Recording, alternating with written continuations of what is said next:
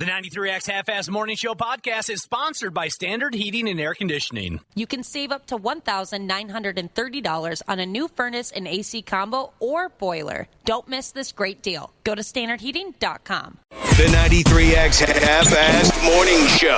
93X. I don't want to brag, but I've kept my New Year's resolution. I've had pasta every day this year. First, there was 24-hour fitness, and now there's 1 month fitness. Here's how it works. 1 month fitness is open for the month of January. That's it. 1 month, done. Then it's back to pizzas, cheeseburger meal deals, and couch potatoes. 1 month fitness. Because we know you won't be here in February. And coming soon, the 11-month bar and grill. Okay, turn your radio up. Ladies and gentlemen. Okay, it's showtime! The Weekend. Music has been taken out of this portion of the Half-Ass Morning Show podcast for licensing reasons. Oh, my God. All right, well, I am pleased to inform you that today is our Friday. Whew. Came quick. A 4-day week. We earned it. I don't mind it. Yeah, we're wrapping up an abbreviated work week today on the 93X Half-Ass Morning Show. Good morning to every damn last one of you. I'll be an abbreviated work week. It feels pretty good. It's like magic. Abracadabra, you might say. Pretty soon we're going to be flying like an eagle out of here. What's happening? What do you mean? It's the first weekend of 2024. I'm not a joker. I'm pretty excited about it. It's a fast week. Time keeps on slipping into the future. Come on, let me in on what I'm missing here. I was trying to aggravate you from the get-go with some Steve Miller song references. Oh, as soon as you said abracadabra, I was like, oh. Obviously, They were playing whatever that time keeps on slipping. Is that the name of the song? I forget what the name of the song is, but I know what you're talking about. Fly like an eagle. Yeah, they're playing that at KQ. As I was, as a man might say, taking a tinkle. Oh, yeah, of course. And I thought, I wish Nick was in here with me. He loves the Steve Miller Band. You guys put your arms around each other at the urinals, kind of sway back and forth. Shabba-da-doo-ma-ma, or whatever we're singing that song together. And I thought, why not just rattle off some Steve Miller Band references? I hear you. I dig it. I mean, obviously, I recognize those references, but I'm sitting here thinking, did the man die? Isn't that the worst about this? Anytime you bring something up, someone thinks, "Oh no, they died." I guess, yeah. I don't mean to start that, that ball rolling. But I also thought, is Steve Miller outside the studio door? Surprise! And then I was wondering if it was referencing this song you're playing here. Who is this now? Wigwam? Wigwam. Yeah, Peacemaker, HBO, John Cena show, very funny show. Okay, right. I know I recognize it. I know you played this before and talked about that show before. The first time I played it, I think both Wapple and Dana did the dance from the beginning of the show. As soon as that hit this morning, I instantly got in a good mood. I thought so. This song. I don't know why, but I love it. Well, yeah, you got a couple. It's a double whammy. You got the 4-day week. You got the wigwam on your Friday. Monday, it was a paid holiday. I mean, we're just going to take the money and run on that particular day. We'll take it. There's other folks picking on me here, too. Short but fat Sheeses has texted in to ask me if I want to take a ride on her big old jet airliner. Big old jet airliner. Orono kids. Whenever I hear the Steve Miller Band, it makes me think of Orono kids. Why's that? Because when we were in high school, if we ever went a little further west for a beer party, like, say, in Orono, or as we call them in Wayzata, Tweeterville, if we ever went a little further west for a high school beer party and went to an Orono kegger, that's all they friggin' played, man. They played Steve Miller. I didn't get it. And at one point, after like my 8th or 9th Orono kegger, where all they were playing on the record player was the Steve Miller Band, I finally had to grab one of the nerdier Orono kids by the throat and say, "What's with all the friggin' Steve Miller?" There was a thing when I was in high school at parties where I think folks thought you had to play Steve Miller. You know, it's not really a party unless Steve Miller's on for whatever reason. You know, there's certain bands that you kind of have to pretend you like, or for whatever reason. And maybe nobody really likes this band, but you just kind of have to pretend you enjoy that band. It was the oddest thing. And then came a night where we went to an Orono beer party and they had a live band. And guess what that live band opened their show with? I bet you were so excited and then so let down. I wasn't excited at all. I've never really liked a live band at a house party. That's a little too much for me. But I'm telling you, I thought I was in the Twilight Zone. Now, like I said, I finally had to grab one kid and say, tell me what's going on here. How come every friggin' party you guys have, you got to play friggin' Steve Miller? That's funny. That's good stuff, Josh. I was totally thrown there. I thought maybe... All right, so... I'm a gangster, you know? A gangster of love. They call you Maurice. It's amazing. I'm with you. I don't really care for that band too much. There's a couple songs that are pretty good. I like them. Yeah, But same here. I realized I know a lot of those songs for a band I don't really like them. They play a lot of those tunes. Went and saw them in concert. They seem like they'd be a good live band. Oh, really? Well, it was a long time ago. Oh, okay. It was a long time ago. You know, there's just some bands you think, maybe it's not necessarily my favorite band, but I bet they'd be real good live. Or you see them live and think these guys are pretty entertaining when you see them in person. It brings about an interesting story, at least I hope. When I went to go see the Steve Miller Band in concert, I think this was the summer of 1989. And the only reason why I bothered attending is because of chicks. Sure. Josh, tell the folks about me. You love chicks. Love chicks, Love right? chicks. Okay. So a friend of mine, it's kind of a weird thing, you know, how this all played out. So a friend of mine was dating this chick, and she was a KQ babe. Oh, wow.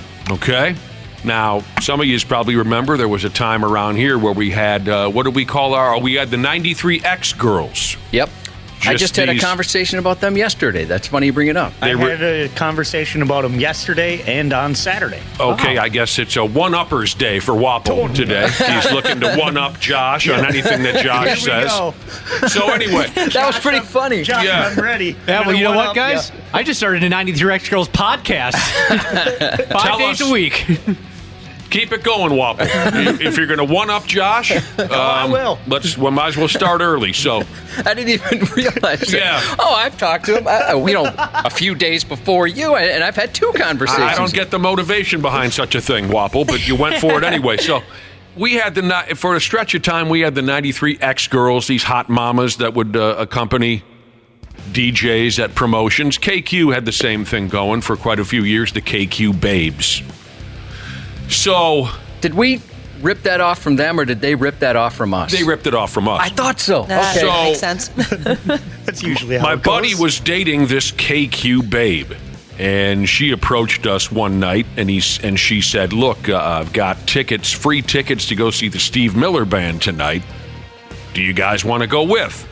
And of course, I thought there were some kids from Orono playing a prank on me, but when I found out it was a legitimate offer to go see the Steve Miller Band, I said, yeah, why not? We were 17, 18 years old, and an opportunity to, drink some beer and do something a little bit different than we normally do. So 4 or 5 of us went down to go see Steve Miller, down into Minneapolis. And so that was the first kind of interesting twist on the story that then eventually, 3-4 years later, I'm working in the building.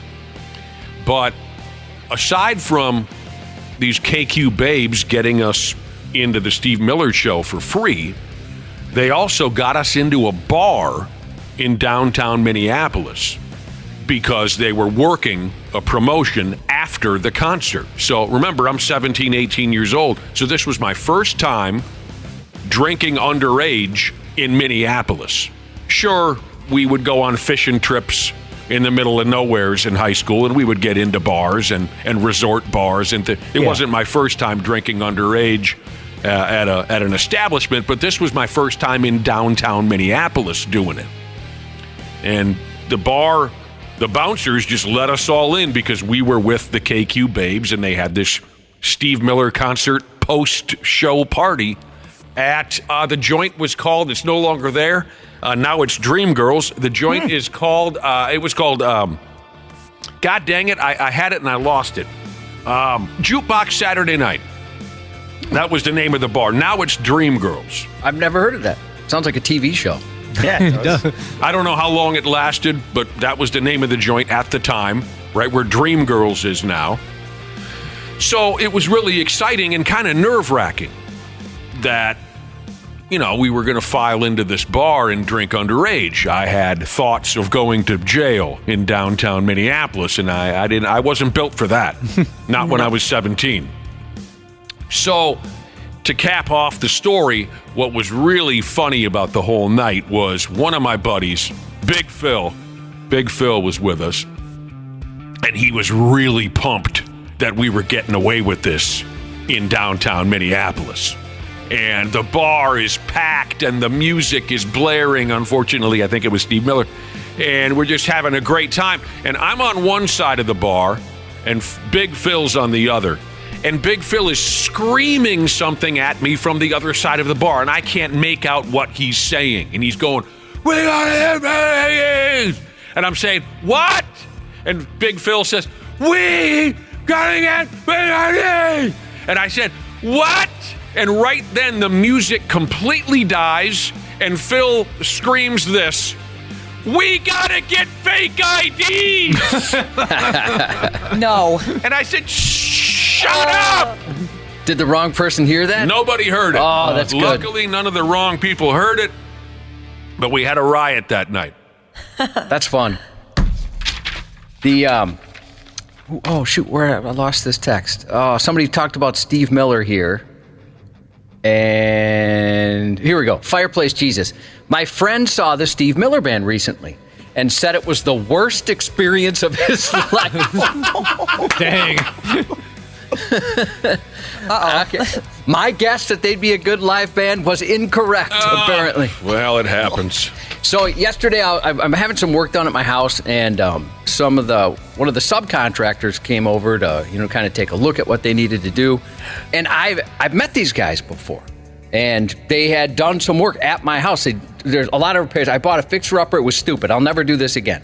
And so, especially since I don't know how to fix her up, I didn't know it was going to be as bad as it was. You're not alone. Nick, you know some of the stories. It's been insane. Owning a home sucks. Yeah, it does, and especially everything's been going wrong. Everything has really been going wrong. Right.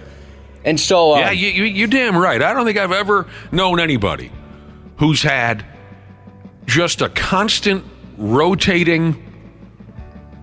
How should I say this? Just rotating a team of workers in their home all year round since you bought the place. It's one of those things where I hear this all the time from people coming over to repair stuff.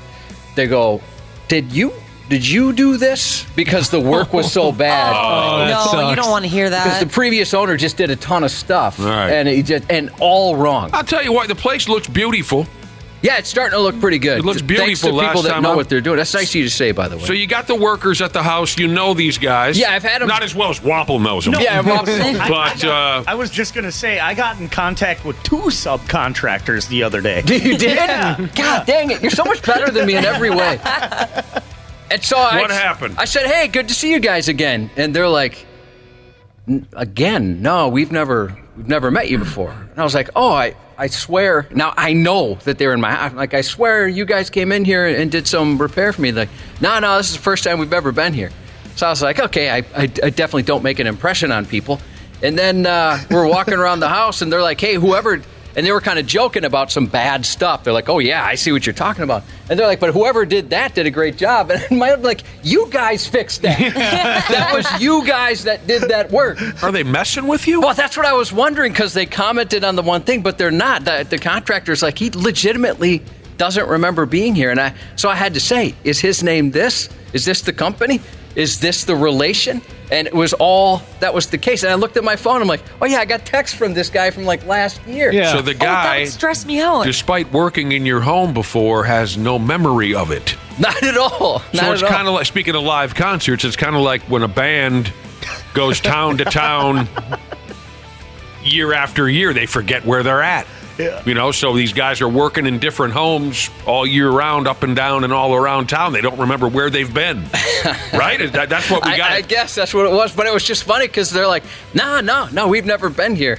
Jeez. It's like, yeah, you guys did this and this. Nope, not us. Definitely not us. Well, now, here's the thing. If you want to solve that problem next time, answer the door naked. They'll likely remember you at that point.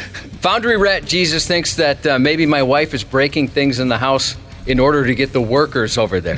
That's smart. Oh, sure. No, that's more me. I probably bug the crap out of those guys just hanging out and talking. Do you linger? Oh, man. Yeah, absolutely. I love that you admit it. I love watching that stuff. And, they said they're cool with it. And I probably waste so much of their time just asking them questions and hanging out. So what is that? This is a Phillips head screwdriver, sir. And then eventually we're talking about nothing related to what's going on. Yep. And I realized, I just paid for these guys to talk to me for 3 hours. But you know what? It was worth it. It's worth it. That is one of the most endearing yet strangest things about you, Cubby, is that when you have folks come over to your house to do a project, you feel obligated to engage with them. Always. Yes. Yeah. I want to be a good host. Do you know why that? You're not a host. You're not having a party. You're paying these people to get a job done. Why do you feel obligated to be, hey, boys, would you like to go to Applebee's for lunch? Why do you do that? I'm taking them to lunch today. Why are you taking them to lunch? I don't know. Well, I'll tell you what. I have to pay people to be friends with me. And a couple of these guys have become some of my best friends hanging out with them. That's interesting to me. Well, one of my best friends is the type of guy who will come to your house and fix whatever. You know him, Merzo, half man. I love Merz. Half man, half emerzing. I don't even feel obligated to talk to Merzo when he comes to. Merzo comes to my house once in a while and does some jobs. I don't feel obligated to talk to him, and he is my friend. I don't get it. When I have to, I just let him in, and I go to a neutral room, and when I stop hearing the noises, I come back out again. Yeah. Mm-hmm. Yeah, I mean, I've even at my own peril, well, I'm like, I should be working right now, but I'm enjoying this conversation. So it's interesting. Again, it's endearing. And it's also unexpected from a guy who, admittedly, feels quite awkward in face-to-face conversations. That's right? True. You would think a more confident person would be the one who feels obligated to jaw jack with the workers. Well, I feel it's cool hanging out with alpha males, and they have to accept me because at the end of the day, they're going to send me an invoice. You're the alpha that male. It rubs off on you? You're the friggin' alpha male. I could totally I just got a nice text from the contractor who, by the way, I'm not paying you to text. Oh! For the record, I am not paying you. You should be working. I could totally see Josh, ordering pizza or something when, the contractors come over. All of a sudden, here you go, guys. Here's some lunch. And we got dinner coming in a few hours. If you're staying. Got the guest room ready for you? Well, it's adorable, Josh, and it's nice. You say that you've met some great friends along the way. Yeah, I mean, they're some of my best buddies. And I bet you've also met some sleazy bastards. I have, yes. Some crooked sumbitches. That is true. Real shady. Yes. And you're so nice, you probably took them out to lunch, too. I sure did. Yep. Mm-hmm. All right, here we go. What time is it? I guess we got a few more minutes to jaw jack. Somebody texted in and said, you want to talk about fake IDs? What about... How did he say this? You want to talk about fake IDs? What he's got for me is fake IDs nuts. I don't like that. I don't like that God, we at all. fall for that every time. I don't like it. Got to learn. So, I was saying that today's our final. Today's our Friday. Maybe there's a few of you out there, a couple of you, where today is also your Friday. But first, we got to do this and we got to do that. We'll chat with Pro Bowl Viking long snapper guy Andrew DePaola. I'm sure he'll be that is awesome. Ready to thank our listeners for putting his sad ass in the Pro Bowl again. Another spirited episode of Dad Fights. Today is also our final shot to make a listener rich through football score predictions. We'll hear the final Purple Pick'em score predictions from a listener. All of that begins at 7:30. But yeah, Depot's going to be pumped. Yeah, and he's such a a grateful guy. You know, I mean, he, like Dana was saying yesterday, he recognized all, the 93X listeners as he saying, hey, you guys got me in here. I really appreciate it. He's awesome, man. There's not a more deserving person, I think. He's a hell of a nice guy. We've been very lucky with our guests over the years, our sports guests. And this one, too, we were particularly surprised by because we had shot a little bit higher than the long snapper. No offense to that, but we had asked for a couple, and they all said no. And then they came back and said, well, how about Andrew DePaola? And I said, well, who's Andrew DePaola? They're like, he's the long snapper. And the Vikings said, just trust us. He is a great guy. We think would be a good fit. We know it's not the sexiest position, but just trust us on this. And they were right. You're giving the Vikings way too much credit. But it has worked out. It has worked out. This is likely the final Vikings game of the season. Mm-hmm. They got to win and have a few other clubs pull tricks out their asses if they want to make the playoffs. So, I don't know if Andrew wants to talk a little bit, further after this week. If he does, great. If not, we've had a lot of fun with the guy. I could see him wanting to. Yeah, most definitely. And if the Vikings lose on Sunday, I hope he gets picked up by a playoff team. Wouldn't that be fun? He deserves a Super Bowl. What else is going on around here? What do you guys got coming up this weekend? Anything you want to talk about? Let's see. No, nothing crazy. I got a Christmas celebration to go to, I guess. It's too late for that. Yeah, it is. It's way too late for that. But Josh, aren't you, didn't someone invite you to a holiday party or something? Yeah, I'm bummed I'm going to miss it. Apollo Heating, Air, and Plumbing, for all your heating, air, and plumbing needs. Sure. They have an awesome Christmas party. Yeah, you've talked about that before. Yeah. It is so fun. They put on a really nice spread. I mean, you're doing some, they bring in one of those companies that go around and you can, do all kinds of gambling and stuff, right? Oh, it's not it's not real money, but it's funny. You win prizes and everything. And unfortunately, we missed it, or you mentioned it earlier. A friend of ours passed away suddenly, and so I'm hoping to go to the funeral Saturday. Or tomorrow. That's the plan. That and if you guys want to show up, youth basketball starts tomorrow. Oh, heck yeah. Yeah, we got a little bit of a traveling team. You guys want to come watch some sixth graders. Will they let me play? There's no place I'd rather be. Well, you have a lot of the same interests as these sixth graders. I feel like we could bond. Yeah, you probably could. Your son, more importantly, my godson, begins youth basketball today? Tomorrow's their first game. Has he been playing basketball? I don't remember you talking much about his basketball career. You talk about his football career. Yeah, he took a couple of years off, so I'm a little nervous as to what's going to happen tomorrow. Because they didn't let parents go to practices, probably because some parents are dickheads. Yeah. So he plays with buddies in the driveway, but I don't know how he compares to these kids that kept it up over the years. So it could be one of those where I wear a jersey with somebody else's kid's name on the back. I don't know. Parents weren't allowed to go to practices. No. It was like that when I was playing sports. Well, my first question would be, what parents want to hang around at practice anyway? You and a friend of mine, who, by the way, I met working at my house, he was telling me last night that, so he's a coach for his son's basketball team, and he said they allow the parents there, and it's miserable. Oh, I bet. See, of course, I'm no stranger to... And there's plenty of them, I guess that was my point, that they like to show up. I'm no stranger to douchebag, overbearing, over-involved parents related to youth sports. I played youth sports, and I worked at the ice arena after high school. I had personal showdowns with these type of parents. I know all about it. But I got to say that all through those experiences, I don't remember ever seeing much of a crowd of parents at practice. Remember, we had soccer. It's gotten even worse. Oh, it's a different day and age, that's for sure. We had soccer tryouts once, and a couple dads tried to watch, and we were like, "Hey, no, you can't watch. We're just let the kids play." The dads went on top of this hill by this parking lot, and were watching it with binoculars. Are you serious? Yes. For ninth grade soccer tryouts. That is a mental illness. What's strange is... That's exactly right. No, she's exactly right. That is a mental illness. That caught me off guard. It's weird because they're having speaking from my experience here in Eagan, they have so much trouble finding people to coach.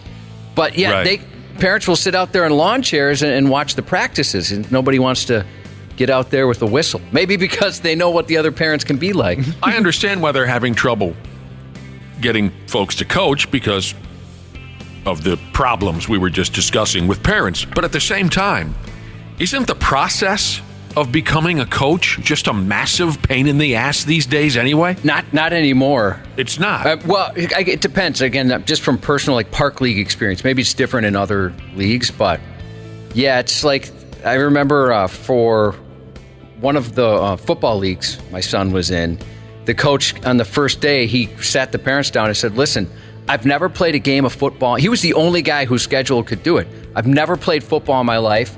I'll be honest, I don't know a ton about it. My son's really into it. I'm going to do my best. So please, show some grace out there. And it was just, they needed a body.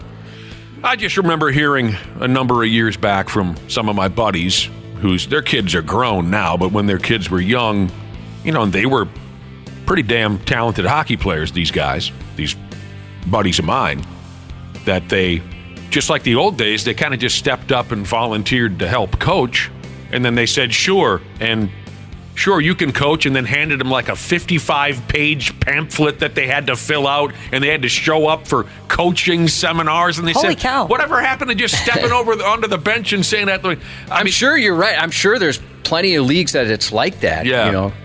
I mean, it was good and bad. When I was a kid, it was good and bad that it was very easy for a dad to just become the coach. Sometimes you got a dad who was just funny and fun and supportive and knew his stuff. Sometimes you had a dad who was the biggest dork in the county who just wanted to be there for his son and he didn't know jack squat. So there was positive and negative there. But yeah, I'd imagine once you get to a certain level, then you got to go through a lot more stuff. But one of my buddies even, he couldn't stand his old man. He still can't stand his old man. And this was, I don't know what year of hockey we were playing, but we had a couple of really qualified coaches. But yeah, they were looking for another dad to help out just to ease the burden.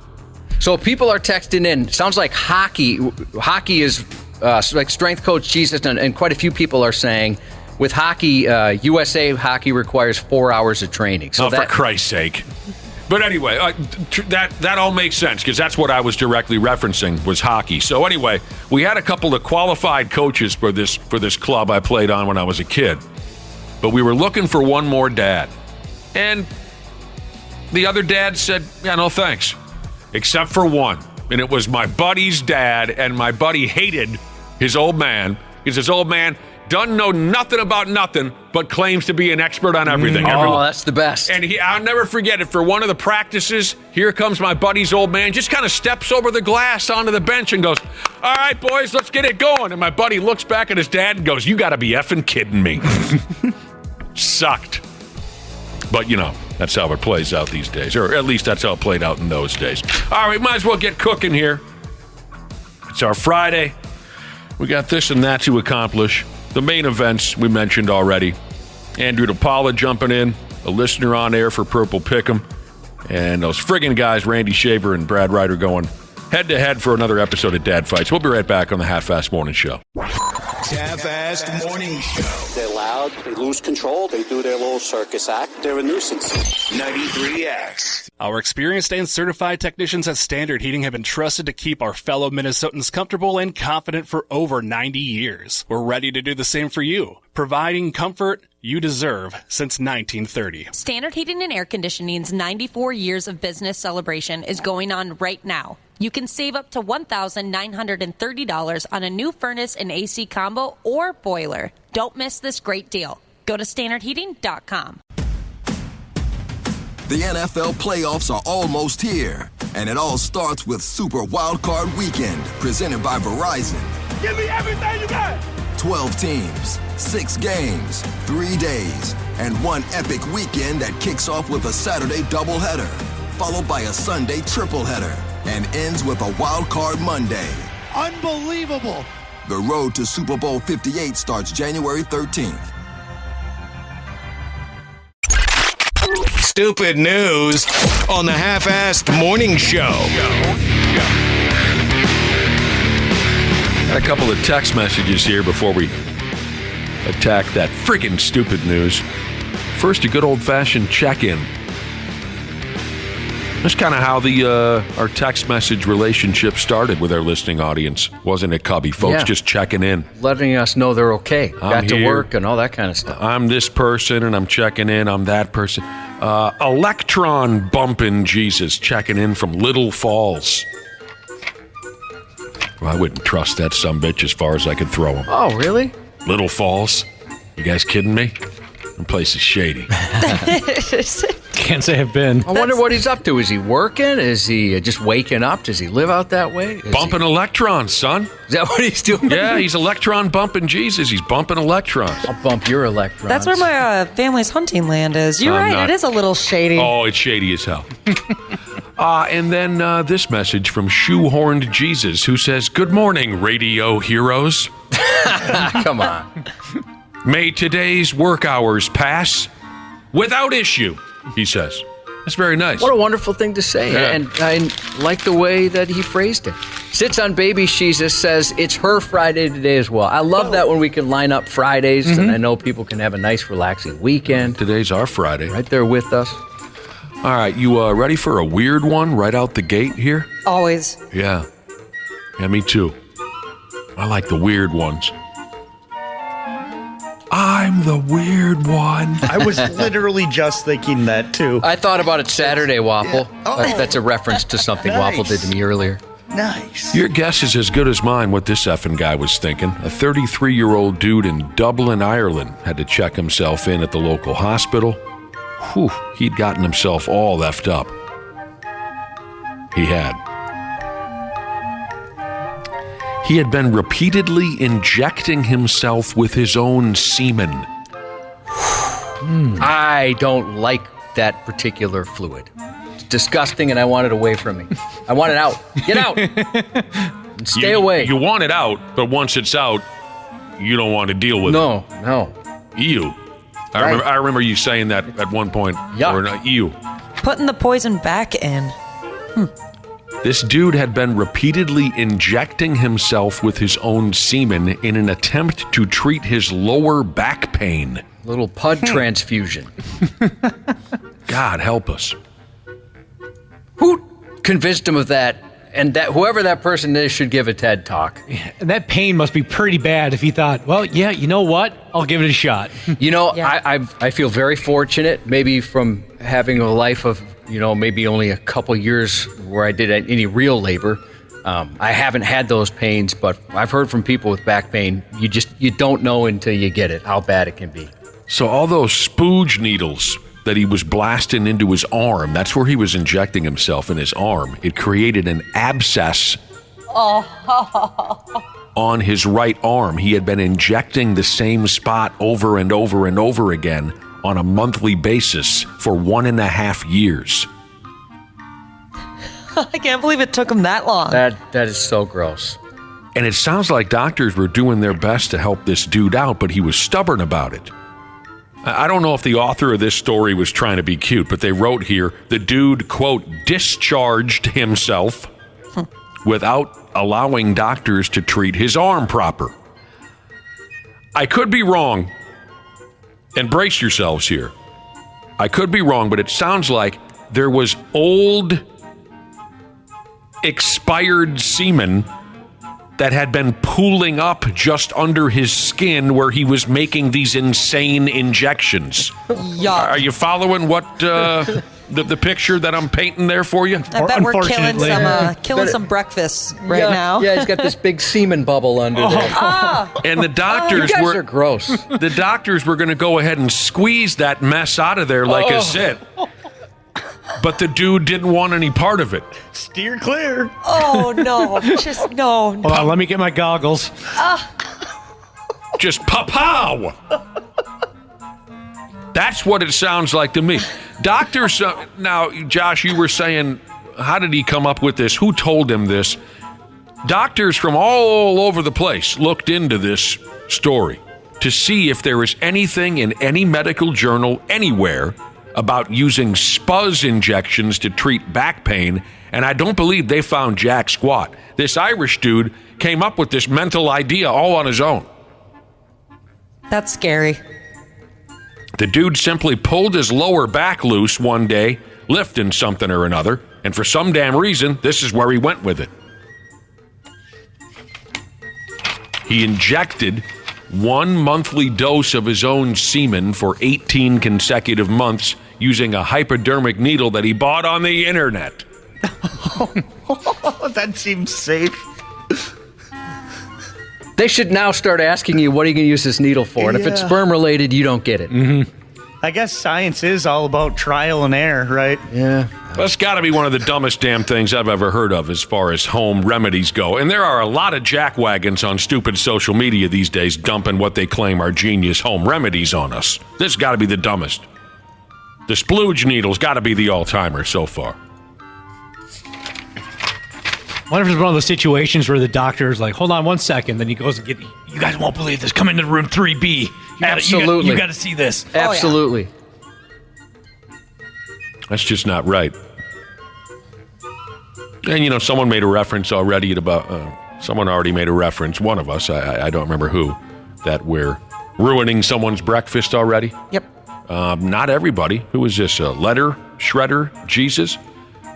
He said he's pouring even a little more hollandaise sauce on his breakfast right now. He says, I do love hollandaise hollandaise sauce. Oh, I'm not going to be able to eat it for a little bit now. I could power through that. Oh, yeah, me too. Boy, this is just, like I said, just one of the dumbest damn things.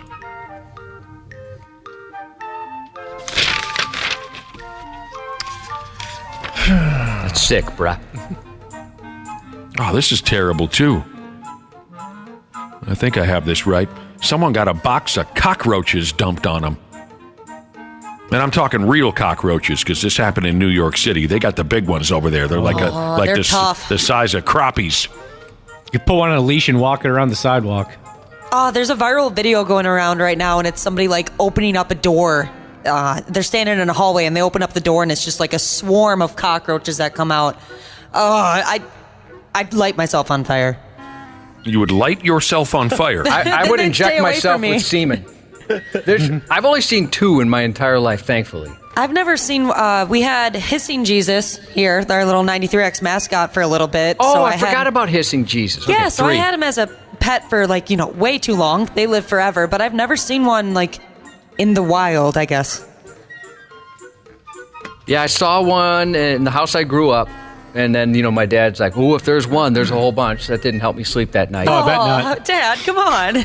And then a friend of mine, his dad flew a bunch of us, a group of friends, out to Hawaii to surprise his son for his birthday. And that was a miserable experience, let me tell you. And I saw a cockroach that I bumped into and said, excuse me, it was so large. I thought it was a human being. I guess they just don't die there. So again, someone had a box of cockroaches dumped on them. This happened in a place called the Upper West Side of New York City. It sounds like there was some kind of feud happening between a tenant and a worker at an apartment building there in the city. In the story, they call the worker a porter, and I had to look that up, and it's defined online as a person employed to carry luggage and other loads, especially in a railroad station, airport, or hotel. Well, this is an apartment, but I guess they had a guy that would do that like for you. Like a doorman. Mm-hmm. Let's just go with that. So this poor bastard porter had a big box of crappie-sized cockroaches dumped right into his porter face. No injuries were reported. No arrests were made. I would think that folks might be able just to move on from this. No real harm done. I guess it depends on who you are. Sounds like Ashley would probably be pressing charges if you dumped cockroaches on her stupid face. It wasn't clear if the roaches were also building residents or if they were sourced elsewhere. It says here there is a Petco in the neighborhood that sells cockroaches. Maybe folks use them to feed their pet bat or something odd like that. I don't know. You piece of Don. What are you talking about? You know what I'm talking about, you f***ing cockroach. That's a tough scene right there. He's about ready to kill. What the hell was the boss's name again? Oh, man. I've actually never seen the movie. But if I'm ever on Cribs, I know I need a copy of it, and I have to pretend it's the greatest movie of all time. Has everyone here seen Scarface? Seen Scarface, yeah. I've seen it hundreds of times. I love Scarface. Mm-hmm. The hell was the boss's name, Wapple? He kills him. I can't think of it. Anyway. That chainsaw scene. Oh, yeah. Apparently, this building where the cockroach attack happened is a real mess. There have been reports of mold, mice, lead problems, cockroaches too. One of the building's landlords, someone called Magdalena Coase, was mentioned on a list of 2023's worst landlords, according to a website, Summers. Doesn't sound like a pleasant place to live, and like I was explaining, someone finally snapped and was firing cockroaches at building workers. I had a goofy-ass landlord once. I've told you about him. He bashed in my damn sliding glass door with a friggin' forklift and then never called me to tell me about it. I came home thinking that a bear or something had kicked its way into my townhome. That was a lot of fun. And this is the same guy that said he enjoyed you as a tenant so much you could stay as long as you'd like and then kicked you out about a week later because he had a buddy that needed a place? Ah, that's right. That sounds like a good guy. That was so good. He didn't actually kick me out, but he was a very nice guy. He was just not all there. Yeah, one day he ran into me. He lived right next door to the townhome garbage pile that we lived in. And we ran into each other on the road, right in front of the townhome. And he said something about how I hadn't signed my new lease yet. And I said, yeah, I know, I'll get to it. And he said, you don't even have to. I trust you. You're my best tenant. I know I never have to worry about you. And, we've become kind of friends. And so you don't even have to. I trust you as far as the day is long. I don't know. The following day, I see I've got a voicemail on my home phone. That'll show you how long ago this is. I got a voicemail on my home phone. And I dialed it up and he says, hey, it's me. Yeah, I'm going to need you out of there by the end of the week. I got a buddy just got a divorce, needs a place to stay. So, nice knowing you. That sucks. And this will show you how clueless the guy is I call him pretty much right after I heard the message. And, with the caller ID and everything, he knows who's calling him. But I call him, and this is the way he answered the phone. Hey, man, what's going on? And I said, what do you mean what's going on? I just got a message says I'm out in a week. Oh, yeah, I got a buddy who's just got a divorce. I said, yeah, I heard that part. What are you talking about? I got a week to move out. I got nowhere to go. What are you doing to me? And he goes, you know what? You're right. I apologize. You can stay. He was just so... Interesting. Yeah, he didn't quite think things through. All right, while we're talking about bugs, I'll try my best to make sense of this one for you. I will. Over there in 80s rock-loving Japan, and God bless those folks for keeping the greatest music ever created alive and well. God bless the folks in Japan. They wouldn't cross the street to spit in Eddie Vedder's face in Japan. They wouldn't. But they'll hand over their firstborn child to George Lynch from Dawkins if he comes to Tokyo. Won't they, Josh? They would. And that's what makes them so cool. If Eddie Vedder was on fire, they wouldn't take a whiz on him to put it out. But if Billy Sheehan is walking on Main Street, Tokyo, they're throwing him their firstborn children. I mean, anybody in Mr. Big. Right. They are so popular over there. Billy Sheehan, huge wiener, by the way. Oh, yeah? Yeah. Huge wiener. As a matter of fact, isn't that like a reference to how they got their name, Mr. Big? Some people say it's a reference to their bass player's penis. That's what I've heard. One of the greatest bass players of all time. All time. And one of the best penises of all time, apparently. That's the rumor. So every year, a Japanese pesticide company by the name of Earth Corporation, they hold a ceremony at a temple to honor insects that have sacrificed their lives for research purposes. Are you able to understand the words that are coming out of my mouth? I'll explain. This company creates pesticides made to kill insects. But they respect the lives of bugs to a point where they honor the bugs that they have killed to create a more effective bug-killing sauce or juice or spray or whatever the case may be.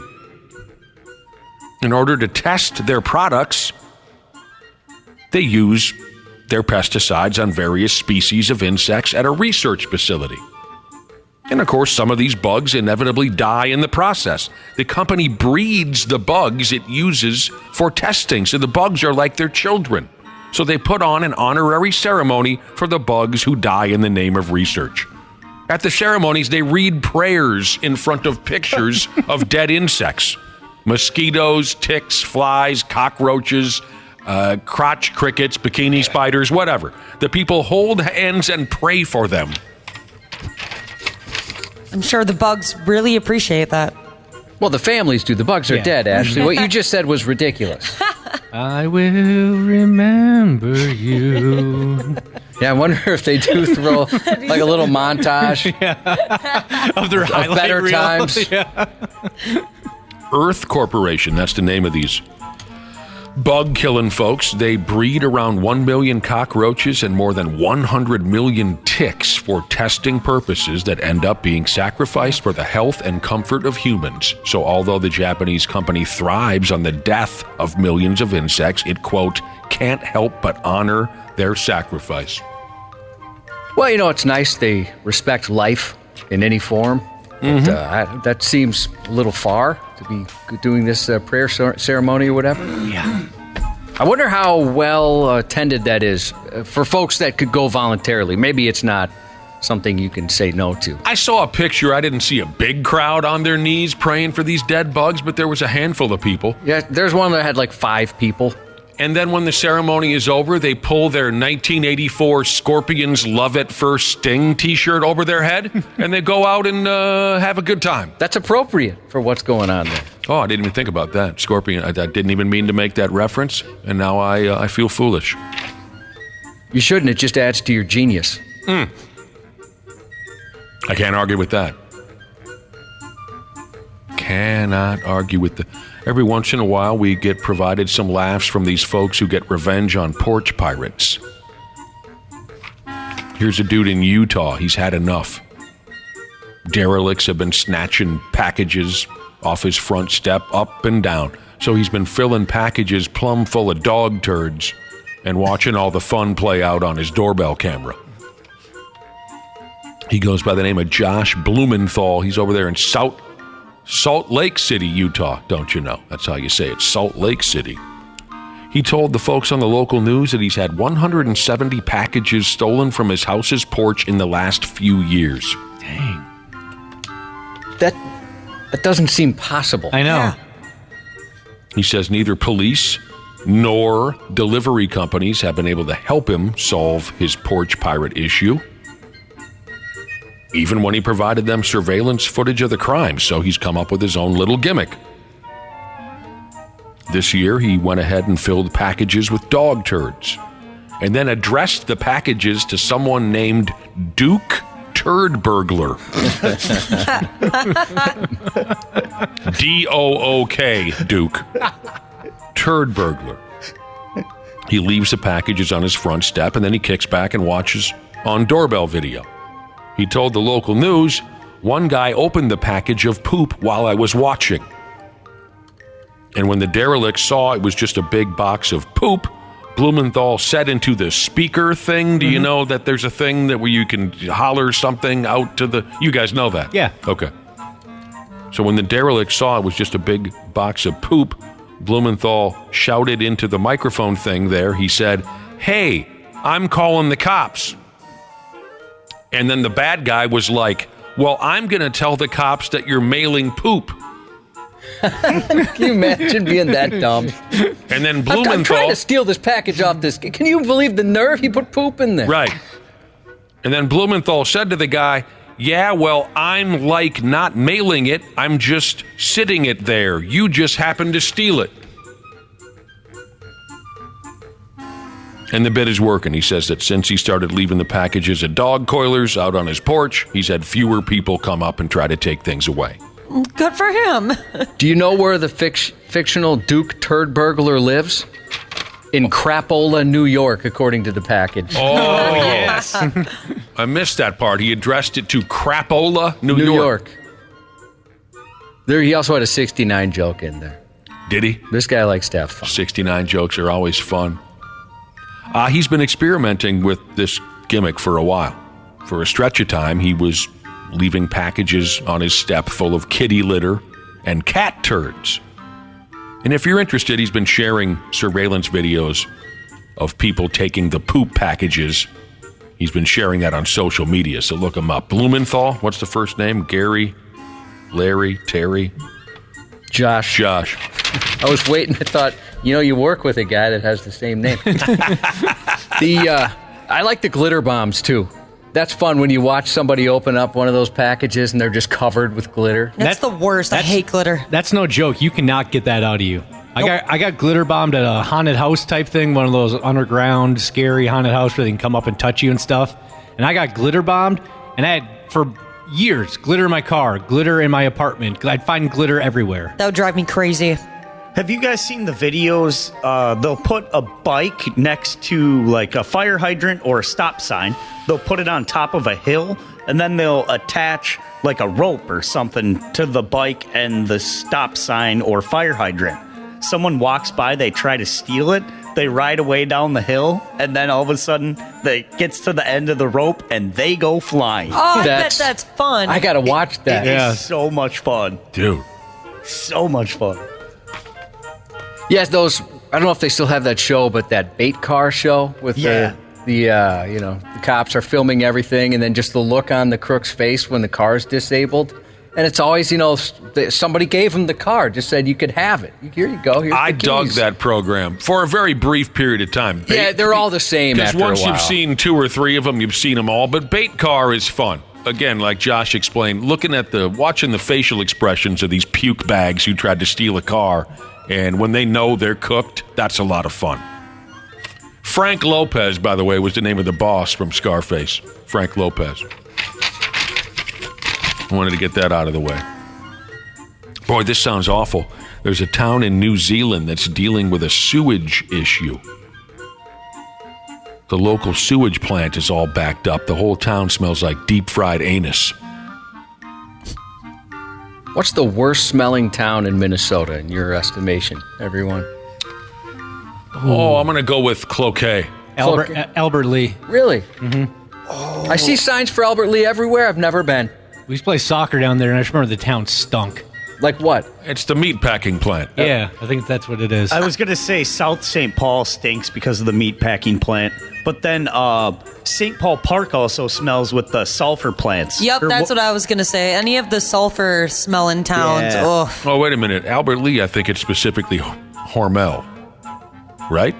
Oh, is it turkey farms? I've heard those are the worst. I've heard not those the are farms, bad. but Really the processing plants. Yeah. I've heard those are the worst. Okay, I drive through a couple towns up north that are crawling with turkeys, and yeah, that can get to you.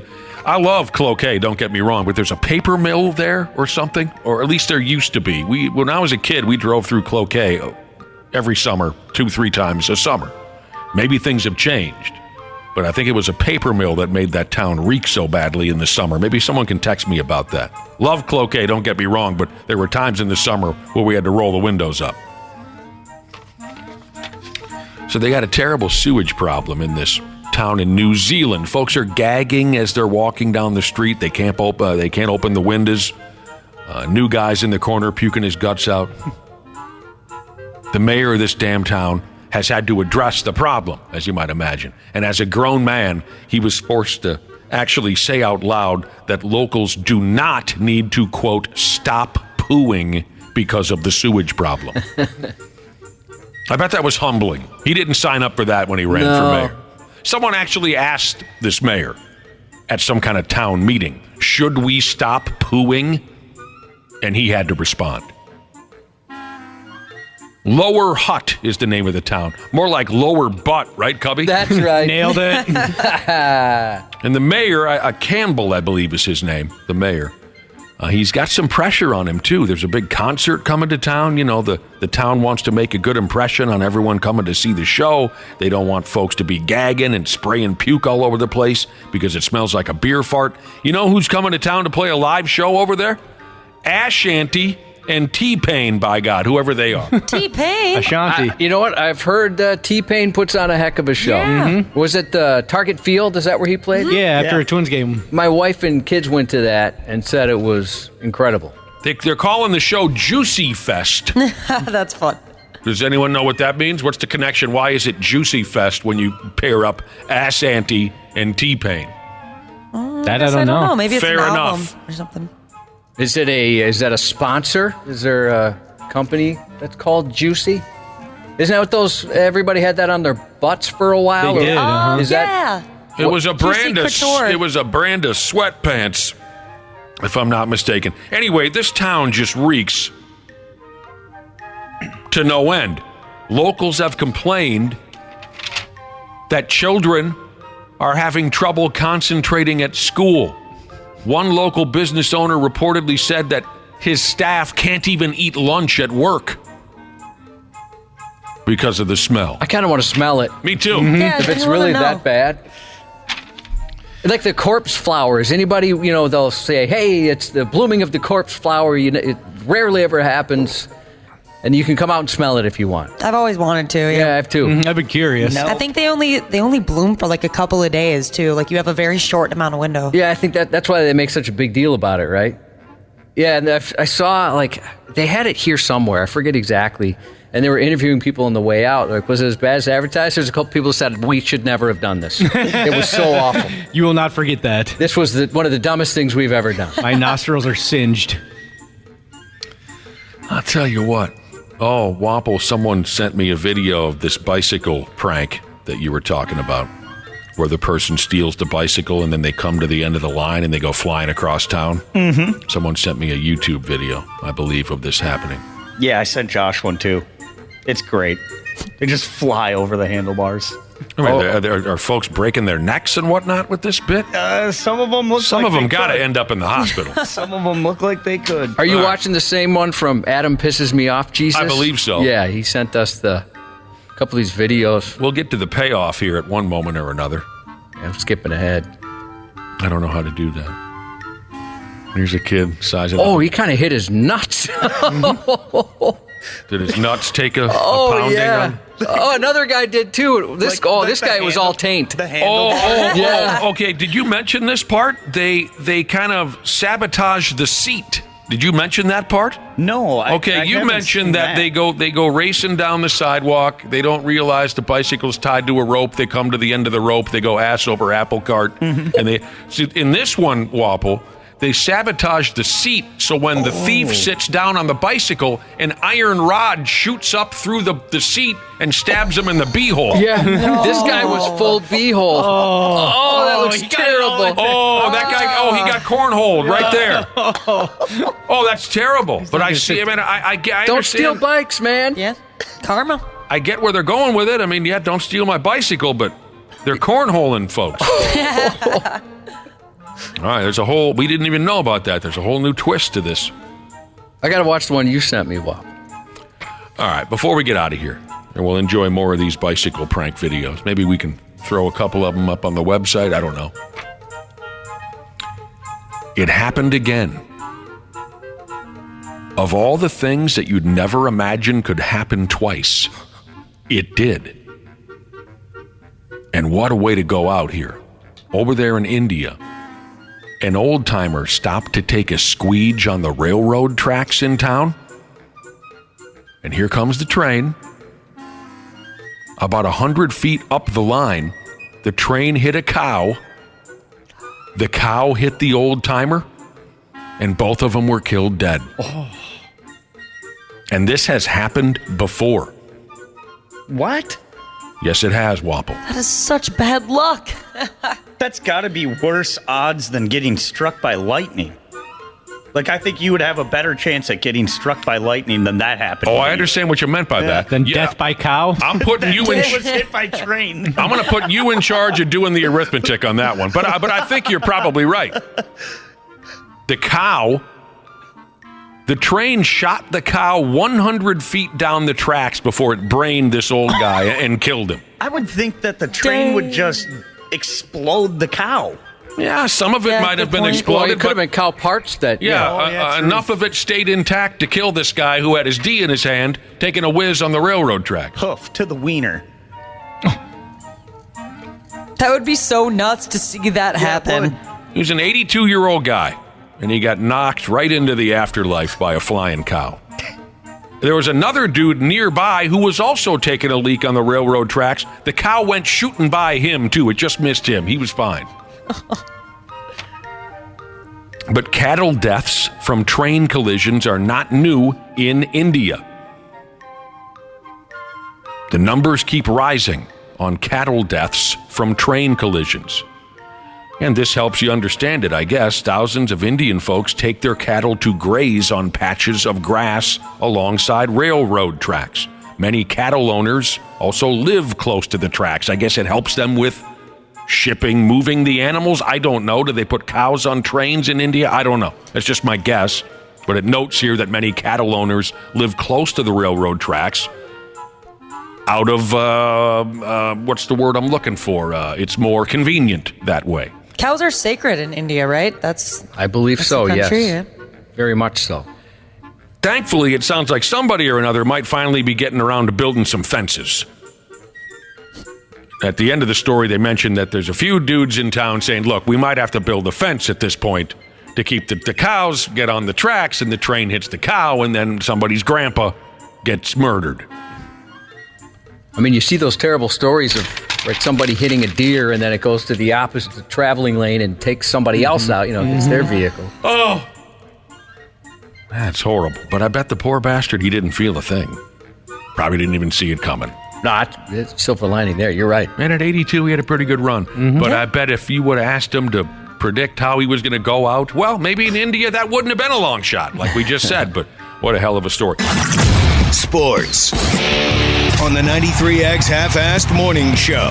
You have that, and you think about it. Now, when you go back home and you sleep and you wake up, you think about it. Now, when you go back and work out, you think about it. When you're about to get freaky at night, you think about it. It's good because now it gives us time to fix things.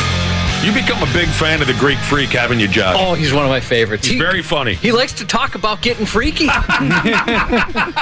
He mentioned his birthday's one of his favorite time of year because his wife gets freaky.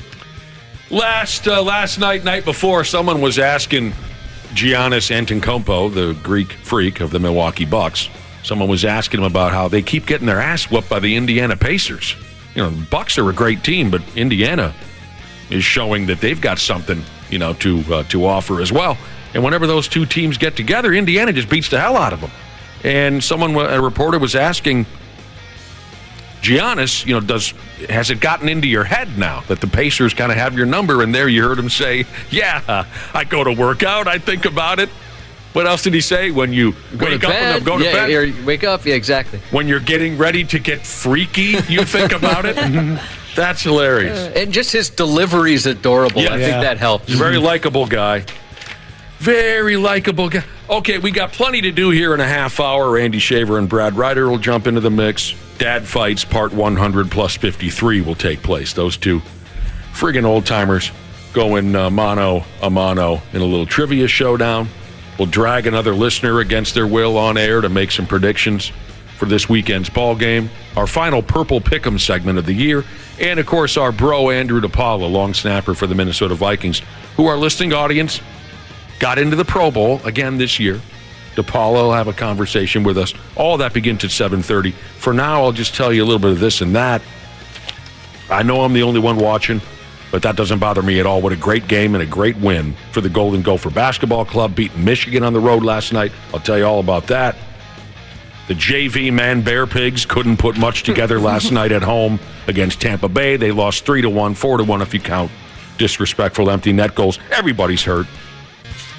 And the Wolves are in Texas tonight to play the Houston Rockets, 7 o'clock on Bally Sports North. They don't want to lose 3 in a row, do they? No. I can't imagine they do. You don't want to lose 3. Cubbies News is coming up next. Half-Assed Morning Show. They're loud, they lose control, they do their little circus act, they're a nuisance.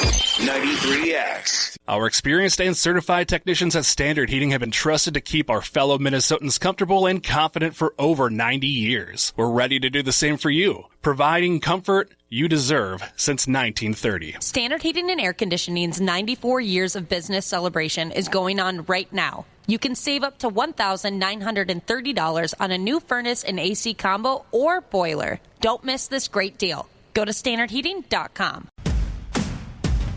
The NFL playoffs are almost here, and it all starts with Super Wildcard Weekend, presented by Verizon. Give me everything you got. 12 teams, 6 games, 3 days, and one epic weekend that kicks off with a Saturday doubleheader, followed by a Sunday tripleheader, and ends with a wild card Monday. Unbelievable! The road to Super Bowl 58 starts January 13th. Half-assed Morning Show. 93X. Be a little more cautious in their thought process rather than taking action in their own hands. It's pointless for somebody to be driving around shooting at people they don't know. You're a pretty dumb person if you decide your best course of action in traffic is to pull a gun and shoot another motorist. But you're a special kind of dumb when you accidentally shoot your own passenger when trying to pull a gun and shoot another motorist. Oh, no. That's just what happened when a man shot a passenger in his own SUV while shooting at the occupants of another SUV in a road rage incident Sunday night in St. Louis. 51-year-old Angelo McNeil was driving a Ford Escape at 10 p.m. when he and his passenger started firing shots at a red SUV. As the shots were being fired, McNeil shot his own passenger, 45-year-old Barry Martin, in the leg. McNeil admitted to police he and Martin were shooting at the red SUV when he shot his friend. What an idiot. How's Barry doing? He's dead, unfortunately. It killed Barry? Unfortunately, Barry did not survive. God help us all. I hope it was worth it for this other gentleman. Yeah, right. I mean, not that he's necessarily innocent in that situation. Again, he's shooting at strangers, too. Right.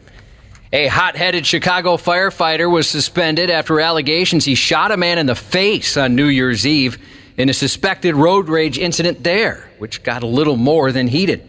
That night at approximately 8 p.m., 34-year-old Amateo Kasim was behind the wheel of a Chevy Tahoe in Chicago's Andersonville neighborhood when another driver in a Jeep hit his vehicle and then tried to flee the scene. The firefighter allegedly responded by chasing after the 35-year-old motorist down multiple blocks before there was another collision, which Kasim allegedly caused on purpose. Surveillance video showed a car at a red light hit by the Jeep with the Tahoe in pursuit, making turns and driving the wrong side of the street. The suspect allegedly used a pit maneuver to rear-end the Jeep multiple times, sending the vehicle into parked cars. The incident only escalated from there. A witness said Kasim threatened the Jeep driver by saying, "Don't move or I'll shoot." Then he fired a shot which hit the other man right in the face. The victim had one hand on the steering wheel and the other hand on the gear shift as the defendant approached. The defendant told the victim to stop moving or he would shoot him. Within a second of that statement, the defendant shot the victim in the jaw. The report said Kasim's firearm jammed after the gunshot, so he started to argue with the Jeep's passenger before cops seized his weapon and arrested him. Oh, thankfully his gun jammed. He probably would have shot the passenger too. Yeah, or, another one into the driver. Gosh, I mean, obviously, right, if the gun jams, wouldn't that mean he tried it again? I don't know. Yep. What is wrong with us? Yeah, my goodness. Thankfully, the other dude survived.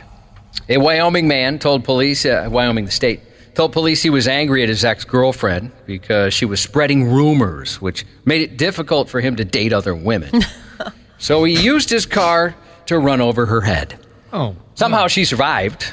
Police were called to a gas station around 3 a.m. December 10th. There, officers interviewed 2 women who recounted the incident. The primary alleged victim is Fertig's 23-year-old ex-girlfriend. That day, she was riding in a 25-year-old woman's vehicle after leaving a house party along with a 44-year-old man who became a key witness in the case. On the way to the gas station, the younger woman was screaming at Fertig on the phone. As the trio in the truck arrived, they saw the defendant was already there, pacing around the parking lot and looking agitated. His ex-girlfriend got out of the truck and immediately confronted him with an ice scraper. He took notice of the ice scraper and asked, "Oh, you want to pull a weapon on me?"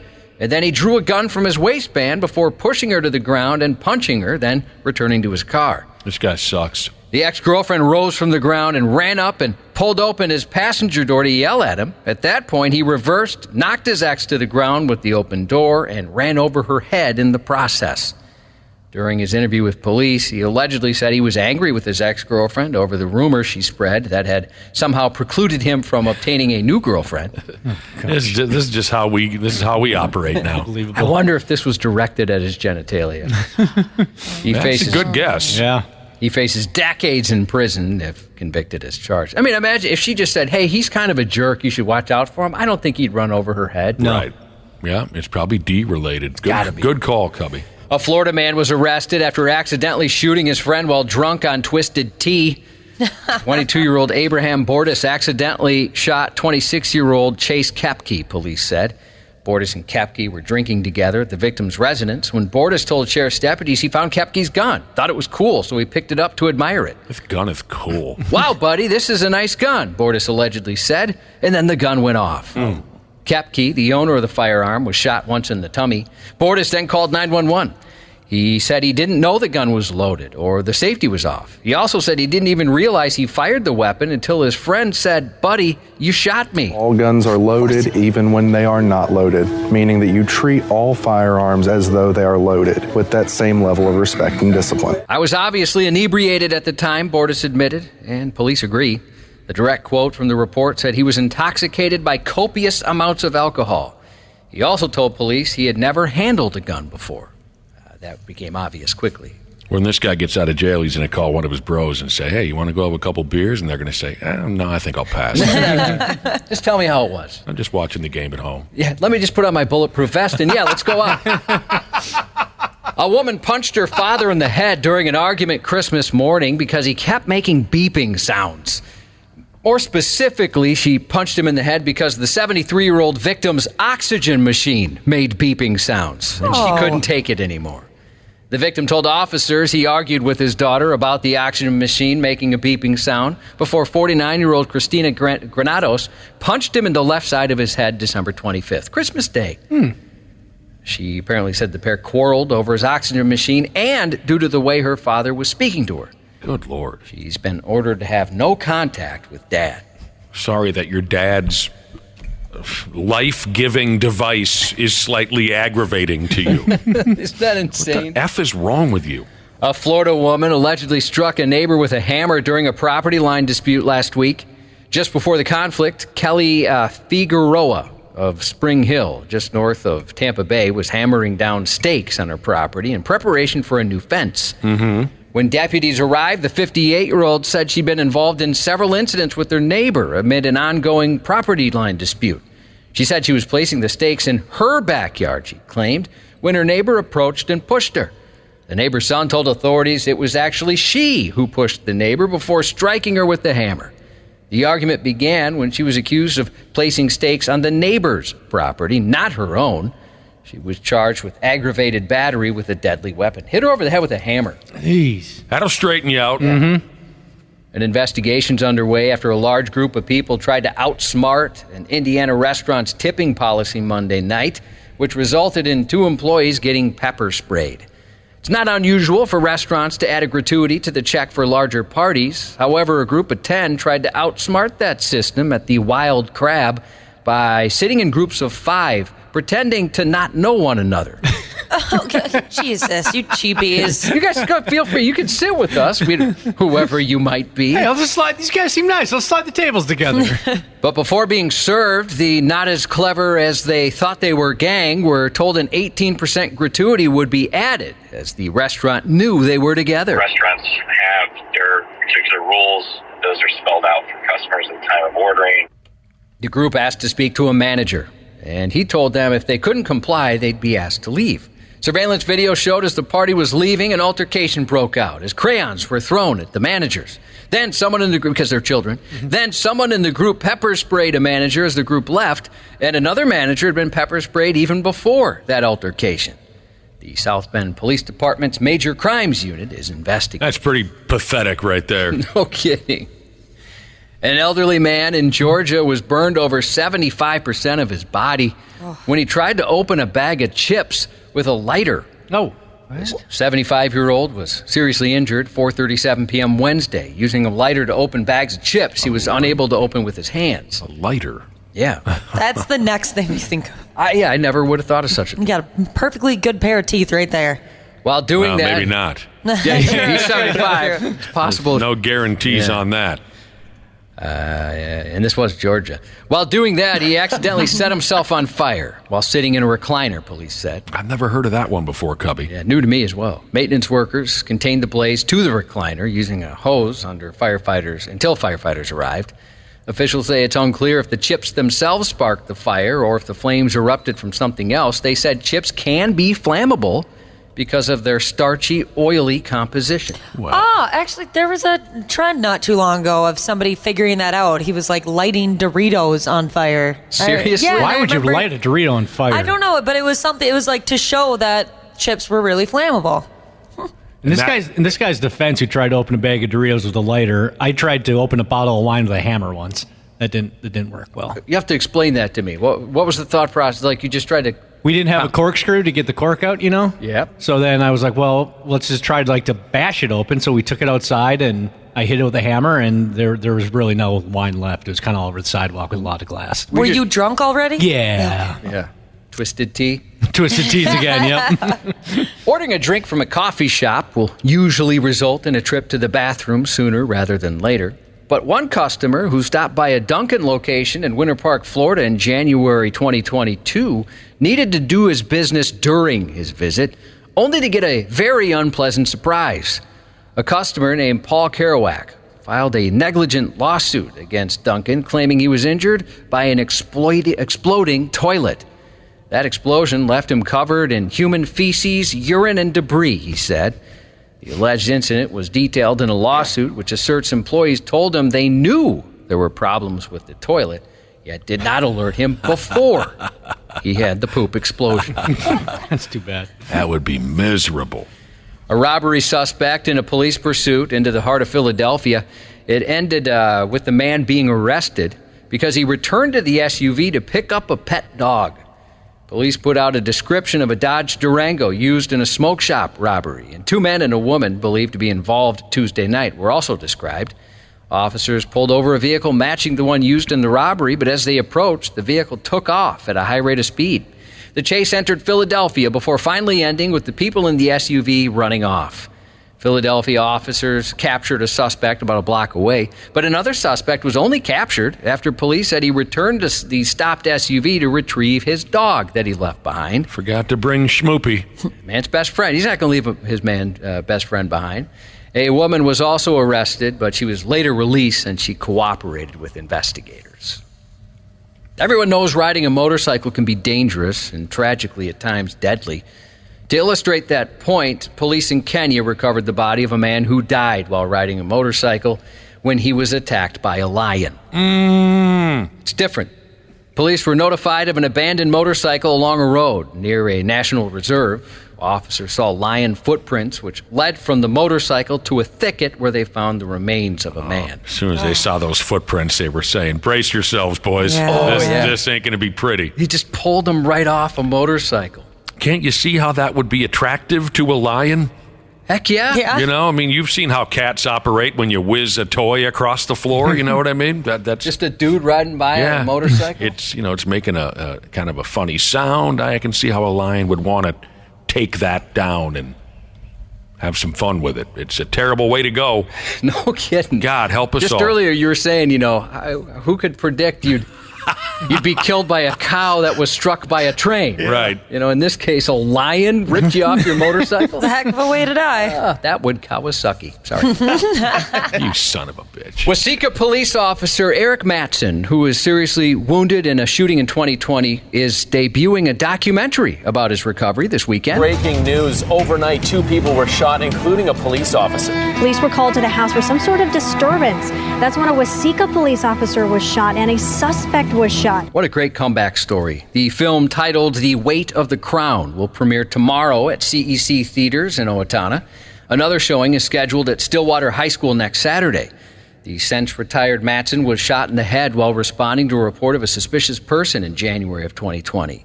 The film crew's been following Mattson and his family over the last few years, including hospital visits, rehabilitation, and other treatments. The documentary, which will also stream starting tomorrow on YouTube, shows the impact the shooting had on Waseca as well. For more information about the film screenings, you can go to hometownherooutdoors.org. Definitely going to watch that. It hits YouTube tomorrow. Mm-hmm. All U.S. and Minnesota flags will fly at half-staff at state buildings in Minnesota today until sunset in honor of Sergeant Cade Wolf's memorial. The Mankato native was one of 5 Special Operations Aviation soldiers killed when their Black Hawk helicopter crashed in the East Mediterranean Sea region last November.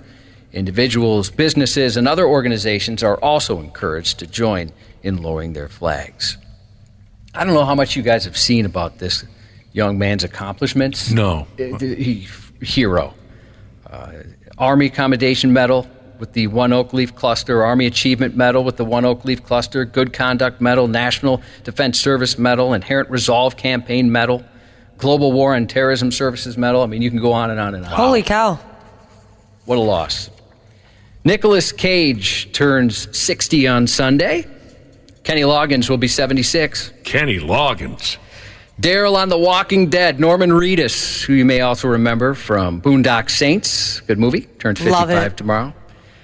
I want you to see that. Although I'm afraid for you to see that, Nick, because sometimes you hate movies that everybody else loves. People have been bugging me about Boondock Stupid Saints for decades. I have faith that you'd like that movie. Never going to see it. Legendary Notre Dame football coach, former ESPN analyst Lou Holtz also has a birthday tomorrow. Douche. Going to be 87. 87. Douche. Finally today, Bradley Cooper, 49. Badass Robert Duvall, 93. Badass. That's for damn sure. He's one of my all-time favorites. Oh, man, he's intimidating. Anytime I see an interview with him, I just kind of feel for the interviewer, like, oh, boy, any second now. You just don't know. Works in the same building as Josh Jesus, looking for a shout-out for his dad, going in for surgery this morning, removing part of a kidney. Yes. Best of luck there. Can I get a shout-out to all the guys at DFW Concrete Pros, Magic Mike Jesus, Daddy Bankers Hours Jesus, Bitch, I'm from Texas Jesus, James 100 hours a week because I drive slow Jesus, Trent loves Chase Jesus, and Texas Carpenter Jesus. Dumbass Welder Jesus, shouting out Millennial Steel Cutter Jesus, who found out yesterday he's going to have a little boy in May. This text says, shout out to everyone traveling to the Anderson Heinrich wedding in Belize. Belize? Belize, yeah. Jeez, That's a destination wedding. Vertically, I never knew that was a real place until a few years ago. you thought it was just a running joke? Like Narnia? I thought it was a running joke, yeah. Vertically Challenged Jesus turns 45 tomorrow. Crappy Electrician Jesus checked in. It's also his Friday, and tomorrow's his 32nd birthday. Happy early birthday to you. And Zombie Jesus wants to give his little man a birthday shout-out, turning the big 06 tomorrow. And that's 93X News. KARE 11's Randy Shaver. On the Half-Assed Morning Show. First of all, on these dating apps, none of these people look like they're supposed to look. You can't show a picture when you were hot in high school or college. The picture has to be within a 3-month window. Okay. Don't put a picture when you used to be hot and you're not anymore. Stop putting boring stuff on there. I like movies. I like to shop. You figure that out. You can come up with something more exciting. How about including like a puppy in the picture? Nobody saw a hot chick and say, hey, what about the dog? Nobody ever said, look at that ugly girl with that cute dog in the picture. Even though he's been married since 1989, Charles Barkley has some very strong opinions about dating app profiles. Yeah. He talks about that sometimes. Maybe he's got buddies that tell him what's going on. I bet he's got some chicks on the side. But anyway, he doesn't think you should be allowed to put old high school pictures up on friggin' dating apps. You know, that seems fair. It's got to be within the last 3 months. And he says no one cares about your dog, and no one cares. I don't know. Charles just likes to jaw jack, and that's what we love about him so much. My dog landed me my current boyfriend. That was like his opening line. Oh, nice. Yeah, I was curious about why she has 3 feet. Why what? Why she has 3 feet instead of 4. What are we talking about? Your dog? Yeah. Oh, that's right. One of your dogs had a leg off. Yeah. Yeah. Bit the leg right off. Yeah, bit it off, and so went to the doctor and cut the whole thing off. I mean, Charles has a point. Like, if I'm going to sell a 2006 Toyota 4Runner, I can't post a picture of the day I pulled it off the lot, can I? That's a really good comparison. No, yeah. you cannot, Josh. Are you selling one by chance? It's got a 4.7-liter V8, best engine they've ever made. I'm in. You want to buy it? Yes, please. Okay, I got to get one first. That's a very good point, Josh. Randy Shaver, Brad Ryder. Good morning. Morning. Good morning. And D-Po. Good morning, guys. 20 plus 24 Pro Bowl long snapper, Andrew DePaola. Congratulations. That's right. Way to go. Thank you. Thanks, guys. Thank you very much. You didn't happen to meet your wife on a dating app, did you, by any chance? You're a young guy. No, we met in middle school. Oh, so yeah, not at all. I'll be damned. So you've probably never been on one. A middle school dating app. I have never used a dating app in my life. Yeah, those came along a little late for me as well. I know. So just Dana, Ashley, and Wapple have been on. No, I haven't. They work. They do? They work for certain people. I've never tried it. God, I've heard some good things about that Tinder, though. Yeah, it seemed like it was just basically Grubhub. You just order it up, it sounded like. Although it didn't work for you, Wapple. No. Lots of robots. Lots of robots. Never tried that one. Wapple's the only guy in town that couldn't get a single friggin' hit on that Tinder. Not one. Are we surprised? No, I actually am. Yeah, I am surprised. I really thought it was a guarantee. I thought it was locked in. I am shocked. I heard stories where you Give could. yourself some credit, Wapple.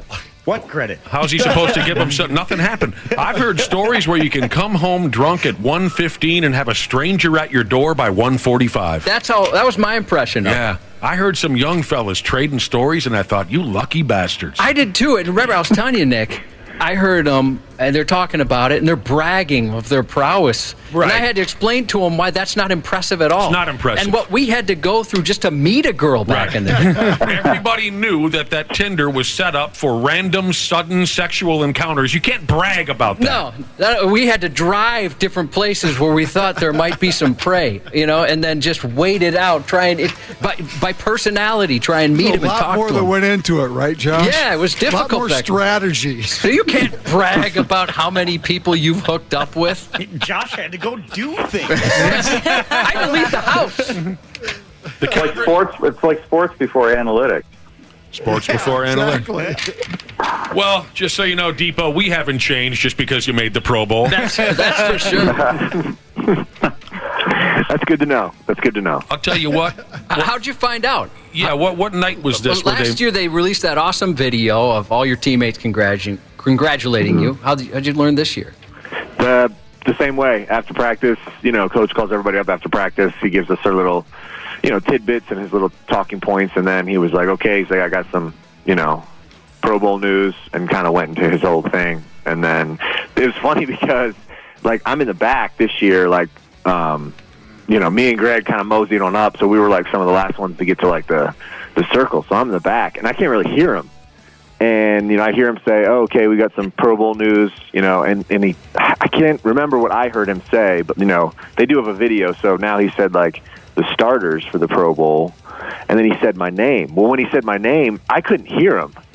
So I just see everyone turn and look at me, and I'm like, what did I do? I'm like, why's everybody looking at me? And then I'm looking at Greg, and I'm like, what did he say? And Greg's like, I don't know, dude, I can't hear him. And I'm looking around, and I'm like, did he say my name? And everyone's like, yeah. And I go, well, why?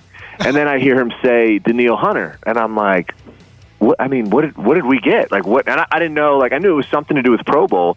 I just didn't know if it was starter. I didn't know if it was alternate. I didn't know what it was. So then I heard him say, and now for the alternates. And I was like, holy, I can't say, but I was like, wow. I was like, did I get it? Did I get starter? And then CJ Ham was in front of me. He got announced as the first alternate. So, I dapped him up. I gave him a hug. And he goes, yeah, congratulations, man. And I go, oh, thanks. I'll be honest. I didn't hear what he said. Did I get it? And he just started laughing. He was like, yeah, man, you got it. I was like, that's cool. That's right. Yeah, I'll tell you, whatever night it was where, we mere mortals found out about this, where the announcement was made on the internet, we got so many text messages right away, Andrew, from our listeners congratulating you. We're all very proud of you. Well, that's cool. That's really neat. That's special. And we appreciate the Thank you, everybody. Yes, we heard you tweeted out something or another about how you enjoyed coming on our. Thank you very much for that. Mm-hmm, of course. So, how much extra money have we made you the last 2 seasons? That's a great question. A decent amount. I'll say that. A decent amount. Yeah, that's a lot of bagels. Yeah, a lot of bagels. So this will be coming Sorry up. about the Orlando thing, though. That's kind of a bummer. That's too bad. Yeah, it is what it is. I'm a Vegas guy. I like to blow my money on stuff I'll never see. But, Orlando's a good, concession. So what were the events that you got involved in last year, and which one of those events would you be happy to get involved in again this time around? The only event I did last year was the kick-tack-toe event. I missed it. What was kick-tack-toe? Oh, man. It's like sorry. You don't need to get into it if it's a pain in the ass. But Well, no, so if I'm being honest, which I try to be with you guys on this show, it was a game made up for the kickers. And, you're supposed to kick at this giant screen, plexiglass screen, and play tic-tac-toe, right? I see. Kicking the football. Sure. So then, the long snappers weren't involved in anything. So they're like, hey, let's involve the long snappers and the punters in this game. Well, the screen is so high, it's an unrealistic snap, and they want us to snap the ball. It's an unrealistic snap for us. Oh. So, last year I told the producer, I'm like, hey, can we just, not do it? This isn't what we do. This is so, far from what we're going to do. And she was like, no, wouldn't this be fun? Isn't this going to be fun? I go, no, this is going to be terrible. And she was like, oh, don't say that. I go, I'm being honest with you, lady. This is dumb. I was like, just have us sit on the sideline. She goes, don't you want to be involved? I go, not in the least. Friggin' TV people, they're pushy. Always. Yeah, so always. So they had us do it, and that's what we did. Okay. Funny enough, me and the other snapper last year were the only two that hit the target. The kickers and the punters completely missed. Oh, that's awesome. Nice. That's funny. So yeah, but that's the only thing I did last year, and that's the only thing I expect to do this year. Okay. Not the tug of war. Somebody said something about tug of war. I could see you in that. There's a tug of war. I think they keep that for the big guys though. You're not a big guy. The O and D line. Oh, like the big 380-pound guys. Do they change these every year, or is it the same events every year? Or do they try to make something up that's different? They try not to do a huge change, just completely change up all the events. They'll take one out, add a new one in, this and that. Like last year they added the long drive challenge for golf. Yeah. You guys were out there hitting golf balls? Mm-hmm. Oh yeah. Oh yeah. Oh, that's fun. Are you good at that? Can you hit the living hell out of a golf ball? I can hit the golf ball very well. Just doesn't always go straight. Right. So a little hook to it or a slice, one or the other. Oh yeah. Are those the only two? I don't know golf. Those are the only two options. Yeah, Hook it's the only ones I know. Slice, draw, fade. Dribble. Jesus. I'm just happy when it goes forward. Worm burner. Yeah, worm burner. When Josh and I used to golf together at dopey radio station events, Josh would swing and miss at times. Yeah, I struck out a couple holes. That's Plunge into the pond. that would never happen. More than anything, our tee shots, if that's the correct term, they all look like hot ground balls to the shortstop. Yeah, exactly. So, Andrew, this is coming up in a couple of weeks. You'll be heading to Orlando, unfortunately, but I'm sure you'll have a good time despite the Orlando part of it. If you could, off the top of your head, maybe think of a couple of events that you would add to the mix, something maybe, because all of this kind of has a childhood games type of a vibe to it. Of course, if we're including tug of war. I mean, did you enjoy the potato sack race, or what else, what could you come up with for this to spice it up a little bit? I think maybe they should play Twister. Twister?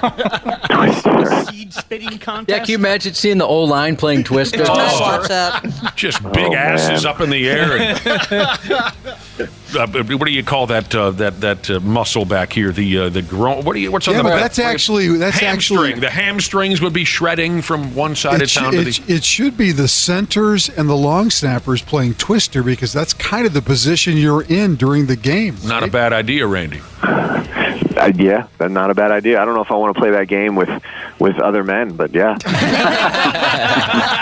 it a shot. When you were a kid, did the kids in your neighborhood play stickball? Stickball? No. We played a lot of stickball. I'll be honest, I didn't grow up in a neighborhood. I couldn't just walk to my friend's house. Oh, you were in the middle of nowheres? Yeah, kind of. Yeah. Like Brad Ryder can relate to that. I can relate to that. Yeah, I grew up 10 miles from the nearest town. So when Brad, when you wanted to go play with the neighbor kid, you had to get on the back of a cow and go a few minutes. Mush. Had to jump on the 3-wheeler and drive. Yeah. Oh, the 3-wheeler. You're dating yourself there. That's how my old man grew up. He was telling a story a while back about, when he was a kid, the polio outbreak was a thing. Polio in the 50s. Sure. And the idea was keep your kids away from each other for a stretch of time until this polio clears out, right? And so the idea was, adults would say, don't let your kids go to the neighbor's place. And my dad would always say that wasn't a problem. There wasn't another house for 5 miles. We didn't have a problem mixing with the other kids. They were too far away. So you didn't have that neighborhood thing happening then, huh, Andrew? No. All right. Nope. What did you do to keep yourself entertained? And be careful. No. Just give it to us. We played in the woods. Yeah. Built forts. Built forts. Oh, yeah, those were fun times. Mm-hmm. Trying to think. Played sports, ran around. I mean, yeah, we spent the majority of our time outside growing up. Just, my mom would be like, go play, come back for dinner. Sure. Oh, yeah. That's how it was. That's how it used to be. That's how it used to be. Slaughtering woodland creatures and things like that. Whoa. Didn't go down that road. But. I know how you kids in the woods grew up. I know how that. Well, that's all the wonderful thing we got going here. So happy that for the second year in a row you'll be playing in the Pro Bowl. So, this will be likely, Andrew DePaola, this will likely be your final football game of the season. I mean, you never know. If you guys get a win and some other teams pull some things out of their asses, you might find yourself in the playoff. But, I mean, you're preparing yourself for the end. How do you look at the whole thing? Yeah, I mean, like you said, I know there's a chance, and everybody's been talking about that for the past couple of weeks. But really, we just got to take care of business. I mean, we got to get a win here.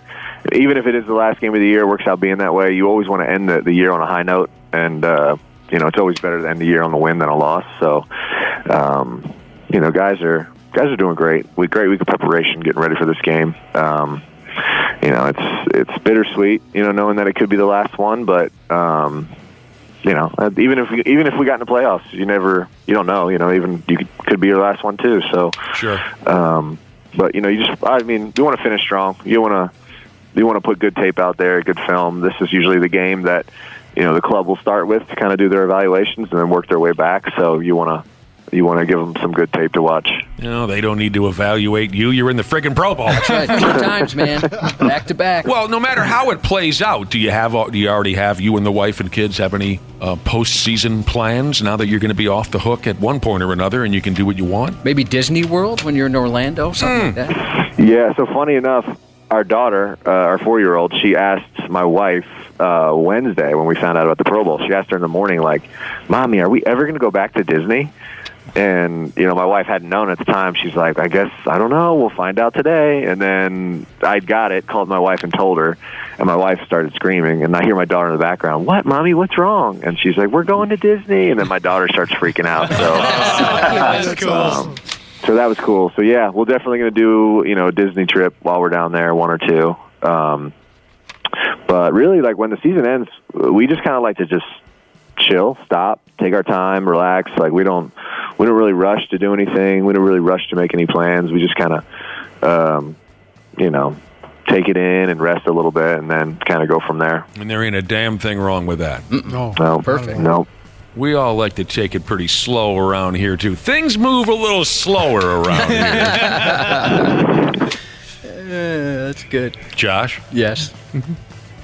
Just in case this is maybe our last conversation with Depot for the football season. By the way, Depot, you're welcome to call anytime. But just in case this is our last chance to talk, I don't really want to bring up this next subject, but at the same time, I kind of want to. The Mike Golick thing. I think Randy will love it. Yeah, Randy will love it. I don't know how Depot will feel. Okay, first off, I knew there was a Mike Golick. I didn't know there was a Mike Golick Jr. Yes. Yep. I remember Mike Golick playing in the NFL, and I know he's been on some television shows here the past few years. Yeah, Mike Golick Jr. Says he played football at Notre Dame. What'd you say, Randy? Yep. I don't know if Golick is on. He used to be on ESPN, I believe. I don't know if he is anymore. Okay. Yeah. Mike Golic Jr. He played offensive line at Notre Dame, played briefly in the NFL, it says here. He was on a website, not a website, what's the term again, Josh? Podcast. A podcast here recently.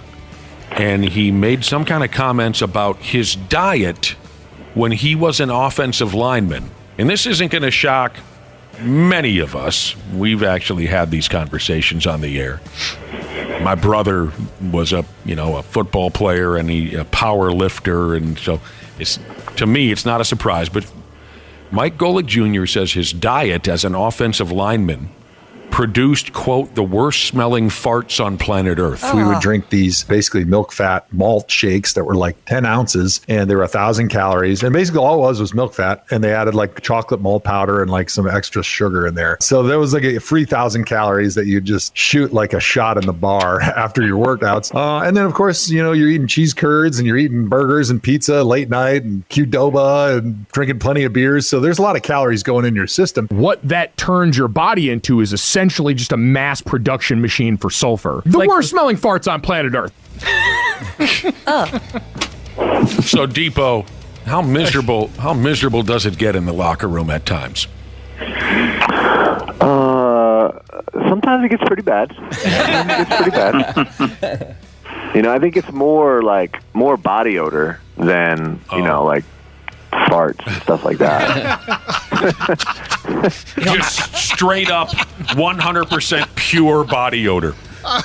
We all know that pain as well. That too. Nick, you and I have talked about that, where we both have family members who are big power lifters, competed in events and stuff, and when they were bulking up and eating all that protein, all that kind of stuff, it was awful. It's like it's nothing that occurs on Earth naturally. Right. So bad. Right, with the supplements and all that. Yeah, mixing all that stuff together, terrible. It's a miserable thing. Did you ever try to take those powdery supplements to put on weight or any during your football career? Is that something you still actively do?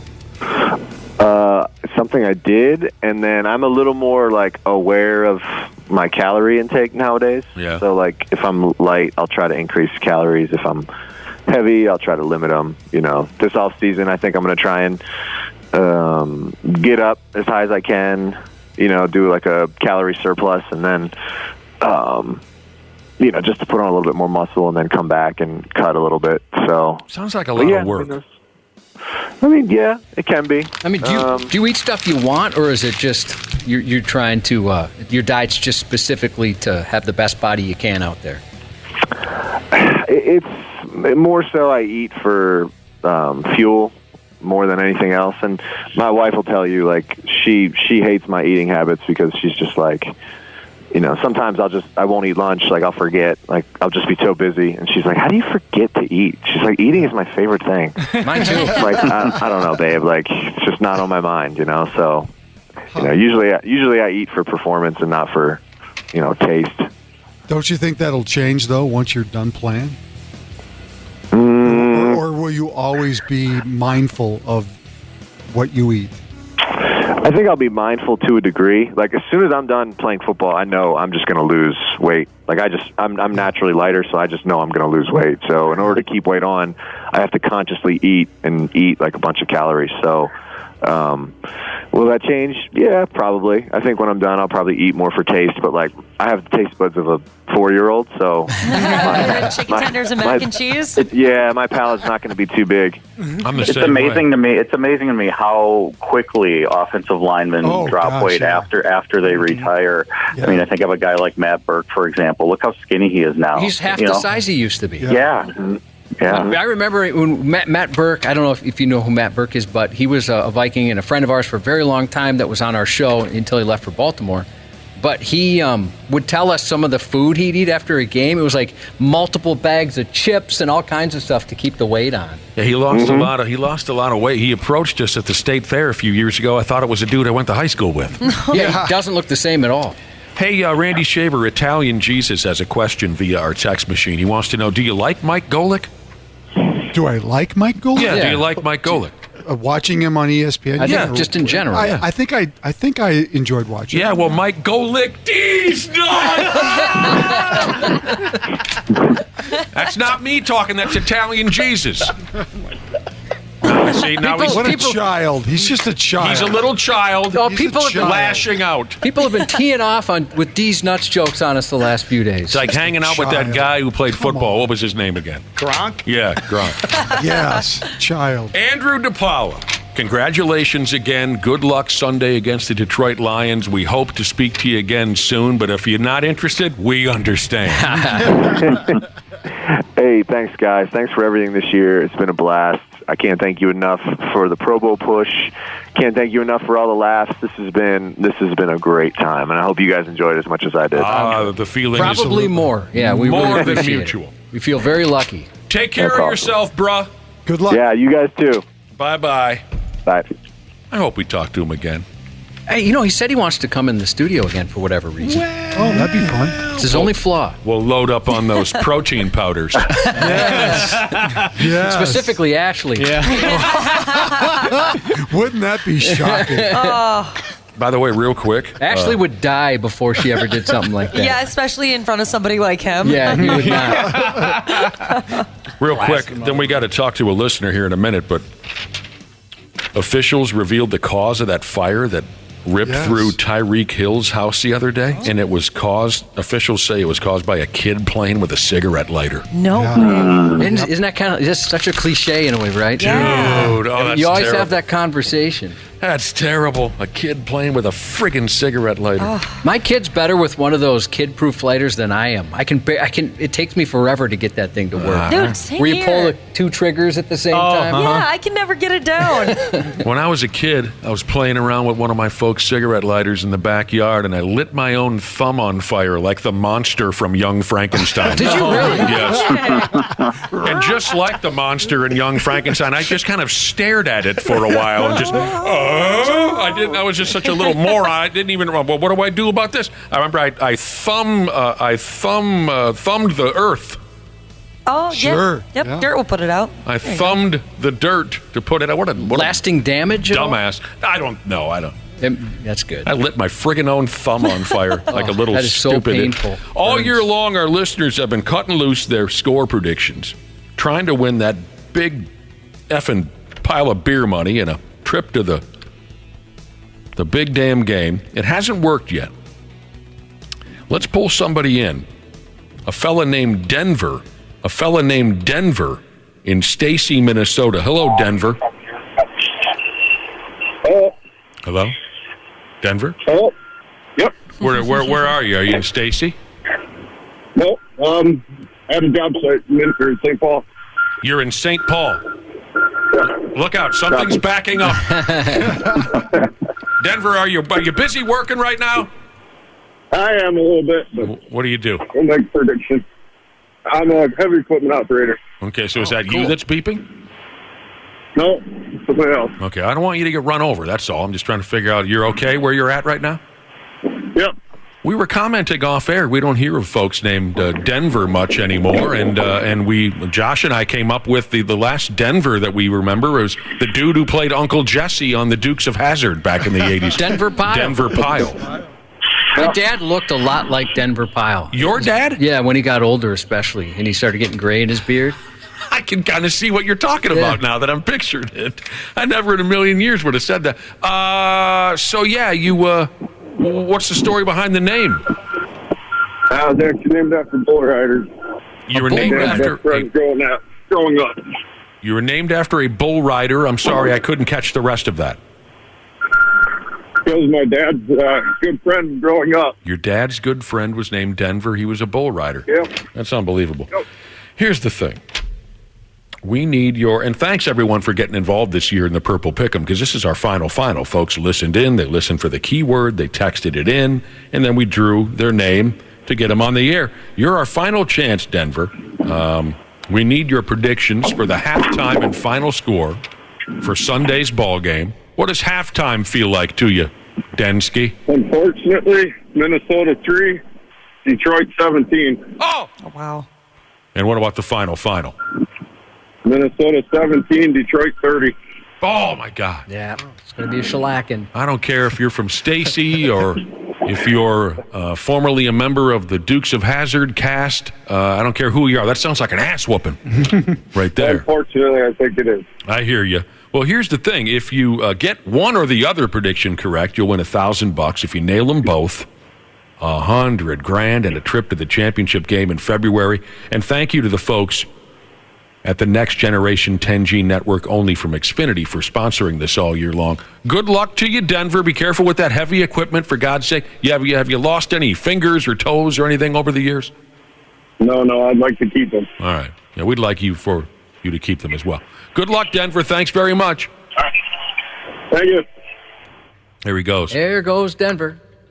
His dad's best friend was a bull rider named Denver. It's badass. And that's how he got the damn name. It's pretty cool. I like that name a lot. Yeah. You do? Yeah, different. I've actually, this is the first time I've ever heard of somebody being named in Denver. So. First time ever? Yeah, first time ever. You're Denver. Although the Teen Wolf coach would advise you to never play cards with him. Teen Wolf would advise you to never play cards after what? The coach from Teen Wolf would advise you to 3 rules to live by. One of them was never play cards with somebody that was first name of a city. Yeah. Mm-hmm. That's one of my favorite characters in movie history. Teen Wolf's basketball coach from the movie Teen Wolf. He's very funny. Advice. There's 3 rules that I live by. Never get less than 12 hours sleep. Never play cards with a guy who's got the same first name as a city. And never go near a lady who's got a tattoo of a dagger on her body. That's one of the greatest kind of forgotten characters in movie history. I'm so glad you brought that up, Dana. Michael J. Fox's coach, basketball coach in the movie Teen Wolf. Very funny. Hey, we got to get going. We've been so busy, we haven't been able to talk about the biggest story of the day, for me personally, is the retirement of Ricky Rubio. Yes. Ricky Rubio's decided he's done playing professional basketball. Last time we saw him on the court, it was for the Cleveland Cavaliers. He was still a member of that organization, but he hasn't been playing because he'd been focusing on some mental health issues. He's decided to say, you know what, that's it for me. And I just loved Ricky Rubio and loved watching him play basketball, and I'm going to miss him. Yeah, I mean, I'm sure Brad can speak to this better than most of us, but I mean, what I remember the most is the anticipation of Ricky Rubio showing up to play for the Timberwolves. There was so much discussion about this young guy coming over from Spain and what kind of player he was going to be. And, you know, there was always that talk about he's not the greatest shooter in the world. He's got to work on his shot. But, man, the guy was magic in passing the basketball. And some of that, you know, turned out to be true. He had his moments here. He wasn't an all-star kind of guy. It wasn't like a Kevin Garnett type of guy. But his impact was more than just the basketball court. I mean, I think people loved his personality and loved what he brought. I know, you know, we were talking about this last night on TV, and Julie and Bell, their first comment was, we loved his smile. We loved his, you know, he was cute. Yeah. He was a cute guy. Oh, he was adorable. Yeah, that's for sure. And so I think females enjoyed him. Yeah, I think there's a lot of people that have a lot of different feelings about who Ricky was and what he represented. But yeah, it was kind of a fun time in Timberwolves history. He's one of my favorite Wolves of all time. He was, unfortunately, I think he was probably, he probably came into the league about 15 years too late, meaning that he was kind of he would have been more successful had he played in a different era where three-point shooting wasn't quite the priority that it is now. Right. Because he was such a great passer and all these other things, and he played good defense too. He but did. You know, I just think he was stuck in an era where now, you know, you've got to be able to shoot a three-pointer, and he just, you know, he could never really develop that in his game, but the rest of his game was pretty solid. I love you, Ricky Rubio, and I wish you all the best. And also he was part of that infamous draft that Timberwolves fans will always lament. I tried to avoid it, but Randy Shaver's going to go right ahead with it. It was Rubio at the 5th pick. Johnny Flynn was taken 6th. The Wolves had back-to-back picks, and they passed over Steph Curry. Right. They passed over DeMar DeRozan. Right. In that draft. They passed over Drew Holiday. In that draft. They passed over Jeff Teague at the time. We all know the story, draft. Randy. I like this story. Keep going. Thank you for all the laughs. We have to tell the story, Josh. The general man. We have to tell the story. in honor of Ricky Rubio's career. Before he came to America, we got him on the telephone, and it was really thrilling. And he was just such a young kid at the time. What was he, 18 years old or something like that? Was that Brad? Were you the one that set us up with that? Or was that no, I oversected with him, but not when he first came here. Okay. So We got Ricky Rubio on the phone, and he was just, I mean, you had to be there, but he was just, hello? Yep. He was adorable. Well, nice to be here. And he just has this meek little voice, and he was so cute. And this always will stand out for the rest of my life, that I think Josh asked him, when you finally get to America, what's the one thing you're looking forward to when you finally come to America? And there was a long pause, and little Ricky Rubio said, so adorably, he said, peanut butter. I understand. That's one of my favorite memories. he has been having kind of a tough time the last few years. He lost his mom a few years ago, and he and his mother were incredibly close.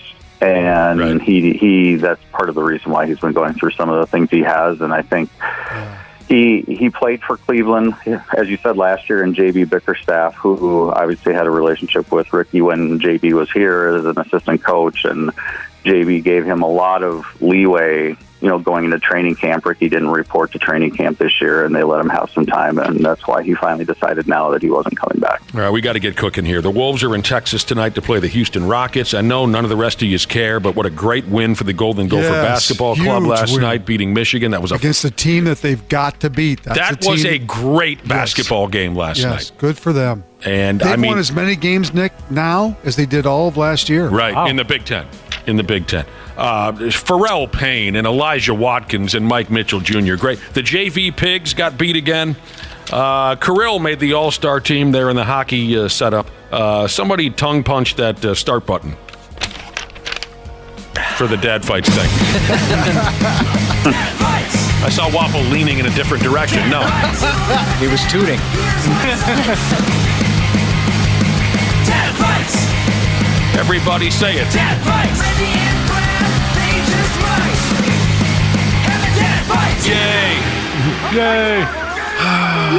Here we go, our very first dad fight for the year 20, then 24. This year is the 153rd edition of our weekly trivia battle, and the rivalry here between the Ass Man and the Lonely Boy is just getting started. At 153 episodes, we're just getting started. Randy Shaver versus Brad Ryder. This one needs no grand setup. It's our first contest of the new year. Today, the game has been drawn up to recognize the new year of 20 plus 24. Today, you'll be put to the test on your knowledge of the greatest athletes to wear number 24. Some of the great athletes who wore number 24. Oh, many have come and gone, have they not, Cubby? There's been plenty. God, some of these were fun to reminisce about. Could be a football player, baseball, hockey, any damn thing. We'll give you some valuable hints and information, and you will have to name these folks that wore that number during their great careers. I feel no need to go on. I think we can go ahead and ask this, D. She's a one-on-one, head-to-head setup. Be the first to shout out what you believe is a correct answer. That's your goal, gentlemen. Be the first one to shout out what you believe is a correct answer. If you're correct, you'll hear my little bell over here.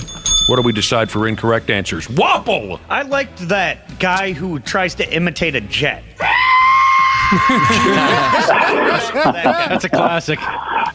You can steal a point if your competitor screws the pooch.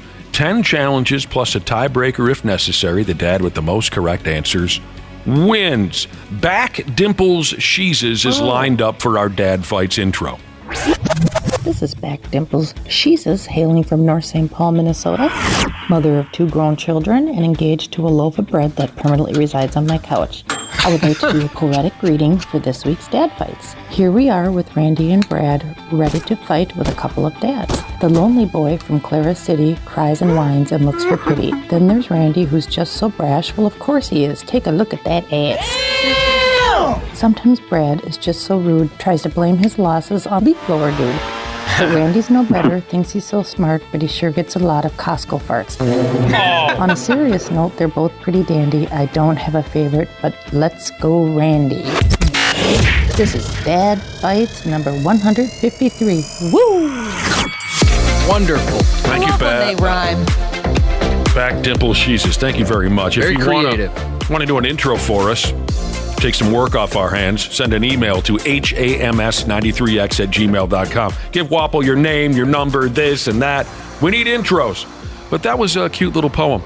So, great players who have worn number 24 is the topic for today's trivia contest. Electrician Jesus has checked in, and he wants to throw his son Hank as one of the greatest to wear number 24. He's playing on the A basketball team, the A team. Wow. That's pretty exciting. That's good. Pretty exciting. He's pumped. You ready, boys? Yeah, sure. Sure. This number 24 has an NFL league record. 203 career passes defended during his days in Washington and Denver. Champ Bailey. Champ Bailey is the correct answer. Some analysis tells us Champ was also a track star during his 3 years at the University of Georgia. He ran the 55 and 60-meter dashes, also participated in the long and triple jumps as well. That was quick. 1-0 Randy Shaver with the answer of Champ Bailey. Does anyone know the origin of the name? I don't. No. I know. I was just bugging that guy Denver about it, but those are pretty original names. Yeah. Was that a nickname or was No, that his actual first name? I do not know. Roland Champ Bailey. Roland? Yeah, Roland Champ Bailey. Okay. So maybe he was just a cute Maybe little a nickname. Cute little athlete, and they named him Champ. Remember the movie Champ? Anybody? I don't think I do. Kind of. The sad boxing movie Champ. Yeah. Look it up. 1-0 Randy. We got a Hockey Hall of Fame defenseman here. Chris Chelios. Whoa. Good Lord. All right, Randy. Randy's really good with stuff like this. Jersey numbers. Randy's correct. Chris Chelios. He switched to number 7 during his days in Chicago in the 90s, but he was pulling sweater number 24 over his head when he won his 3 career Stanley Cups, the first coming with Montreal in 1986, the other 2 with stupid Detroit. Yes, you're right, Chris Chelios. God, I hated his guts all through his career. You're over it now, aren't you? No, not really. Oh, you're not? No. Still not? I cheered for him when he played for Team USA. I did, but I loved to go to North Star games back in the day when the Blackhawks were in town, not only because it was the most violent beer party around at the time. Nothing like this cupcake brand of hockey that they play today, but I also loved to go to those games so I could scream horrible insults at Chris Chelios. What I should have done is I should have thrown a set of keys at him from the bleachers. You know, house keys, car keys, keys to the camper. It's 2-0 Randy. Nice work. That was, my goodness, Randy, impressive so far. That was very quick, both of them, yes. This basketball Hall of Famer wore number 24 through his NBA. Kobe Bryant. Not Kobe Bryant. Not Kobe Bryant. I love that. So that's good. Through his NBA and ABA career, where his unorthodox underhand free throw. Rick Barry. Randy again. That's cold-blooded right there to get Rick Barry. Rick Barry was one of my favorite players growing up because of the free throw style. Yep. Granny style free throws. Mm-hmm. And he made like well over 90% of his free throws. Mm-hmm. No. Didn't they say they said before that's the most effective, but nobody wants to do it? It is the most effective way. That's correct. It really you get more is. arc on the shot. It really is the most effective really way to shoot a free throw? Yeah, Yes, you it get more is. arc on it and it goes up there softer. Yes, it does. All right, Absolutely. I'll go along with it. Whatever. You look like a damn jackass when you do it. I think that's why they don't. Yeah, that's absolutely. I heard a podcast about it, and I thought that's what they said, is that I'm sure people were that's- just embarrassed to do it. Yeah, that makes total sense. I still am having a hard time wrapping my head around how that is the most effective way to shoot a free throw. Rick Barry once told Shaq, he goes, I'll teach you how to shoot free throws. I'll teach you my 90% style. Because Shaq was so bad. Oh, Shaq. And Shaq said, I would rather shoot 0% from the line than shoot like that. Yeah, that's too bad. When Rick, yes, I just had some Danalysis. Danalysis. Yeah. When Rick Barry's son Brent won the NBA championship in 2005 with the Spurs, they became the second father-son duo to both win NBA championships as players. Well, He also had a couple of other boys play in the NBA. Yeah, there was a couple, three of them. John and Drew also played in the NBA. That sounds right to me. Randy's off to a 3-0 And he lead also here. had a son named for Scooter, Christ's by the way. sake. Scooter. We're talking about great names. What number did he wear? Yes, you're Probably right. 24. I remember Scooter Barry. Scooter Barry, yes. My God. It's like we've put a quarter in the back of a Randy doll. No, I'm just And saying. he's We're talking about funny names this morning. No, you're right. I'm sorry. I blew up. 3-0, Randy. Here we're talking about great athletes who wore number 24 to celebrate the brand new year. Here we go, Brad Ryder. Let's go. Here we have a 7-time Pro Bowler and Football Hall of Fame cornerback. He wore Charles Woodson. God dang it! I feel like I gotta just jump in right away now. Brad Ryder, you're incorrect. So this one's going to be all Randy. I'll complete the question. We have a 7-time Pro Bowler and Football Hall of Fame cornerback. He wore number 24 on all 4 of the clubs he played for during his 11-year career. His lone Super Bowl title came while playing for the New England Patriots, but most fans probably remember his days with the New York Jets, where he claimed that he formed his own impenetrable island on the football field. I know it now. Oh, God. Darrelle Revis.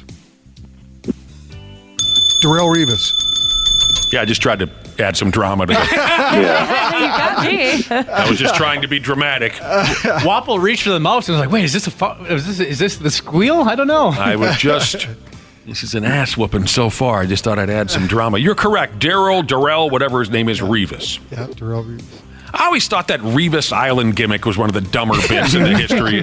That kind of goes along with the Randy ratio. Yeah, the dumb.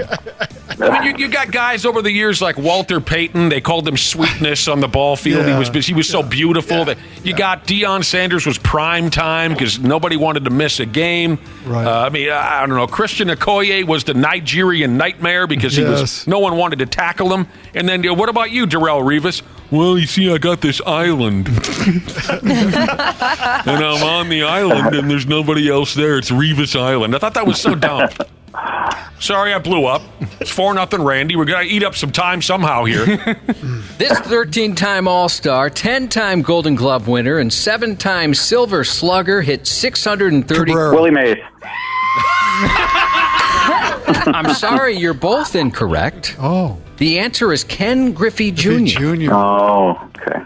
What did Randy guess? I didn't hear it. I said Cabrera. Oh, okay. Griffey was the star of 4 different Nintendo games in the 90s. Nintendo of America headquarters are just 20 minutes outside of Seattle, and the Mariners were owned by Nintendo from 92 to 2016. So it's still 4-0, Randy. Yeah. Oh. 1, 2. Yeah, that's right. Finish him. Oh, this is it, huh? All right. Here we go. Time to get hot, Brad. Oh, Brad Ryder. Here we go. 4-0, Randy. Rare move here on Dad Fights. We're going to ask you fellas a NASCAR question. Gordon. Jeff Gordon. Too late. He didn't say the first name. No, he didn't. This little fella here drove the number 24 DuPont Chevrolet Impala for Hendrick Motorsports from 1992 to 20+15. He retired with 93 career wins and 4 Winston Cup championships. Randy in a shutout, 5-0, guesses correctly, Jeff Gordon. That was a curb stomping. Welcome to 2024. Oh, geez. Is this how it's going to be, Randy Shaver? Whatever. Is this the year of the ass man? Is that, I think it is the year of the ass man. Randy hasn't lost all year. Randy's undefeated this year. He sure is. I got this island, and Jeff Gordon's the only NASCAR driver to ever host Saturday Night Live, it says here via Denalysis. His hosting gig came back in the year of 2000+3 alongside musical guest Avril Lavigne. Avril what? Avril Lavigne. That's Chad Kroger's ex-wife, right? Wow. Of Nickelback? Yes, sir. Yep. We were also going to ask you about. Ricky Henderson. Wasn't he on your list? No, there's so many great ones, Randy. Dang. We just had talking about Ricky. We just had Ricky into Dad Fights not too long ago. We went with Kobe. Kobe for sure. We went with Willie Cabrera. Mays. Charles Woodson was in there. Who else was in there? Tom Bernansky. Tom Bernansky. Bruno. I just guessed too soon on some of these. That's all. You sure did. If we want to continue to talk about all-time greats who wore 24 here in town specifically, I got to throw some honorable mentions out to Mark Tenorti. Oh, sure. Bobby Jackson. Bobby Jackson. God, was one of the most high exciting. socks, baby. He was one of the most Did he wear exciting 24? basketball. Yeah. Yeah. Okay. You can't mess with me on this stuff, Randy. What's your name again, Brad Ryder? Yeah. Lawrence Maroney. Oh, sure. Sure. You could go with Derek Bugard, Pooh Richardson, Willie Plett. Pooh Richardson. Ooh, I got one for you. I got one. Some of you aren't going to have any. Some of you aren't going to have any idea what I'm even talking about. You want to talk about great number 24s that played here in town? I'm going to dump this on you. I'm going to go ahead and do it. Butsy Erickson. Oh, gosh. Oh, yeah. Gophers. Butsy Gopher F. hockey. Me running Erickson from Roseau, Minnesota. That son of a bitch could play some hockey. Yes, he could. Tom Gugliotta. Googs. Oh, Googs. Good one. We had him on the air once, and I was nervous. You brought him in, Brad. No, I didn't. Oh, who was the guy yes, that- I did. You're Yeah, right. I yeah, did. yeah, You're you- right. I did. Yeah. And I couldn't help it. I was nervous. Because he's so handsome? Sure, he's a good-looking guy, but more or less because I just thought he was. I loved those those were the days, huh? those clubs from the Wolves in the Yes. mid-'90s with Yep. Steph Marbury and KG and Googs and Dean Garrett. I remember now. I had to explain to him the whole ride over who you guys were and what you what were about. I'm sure that happens a lot. Yeah.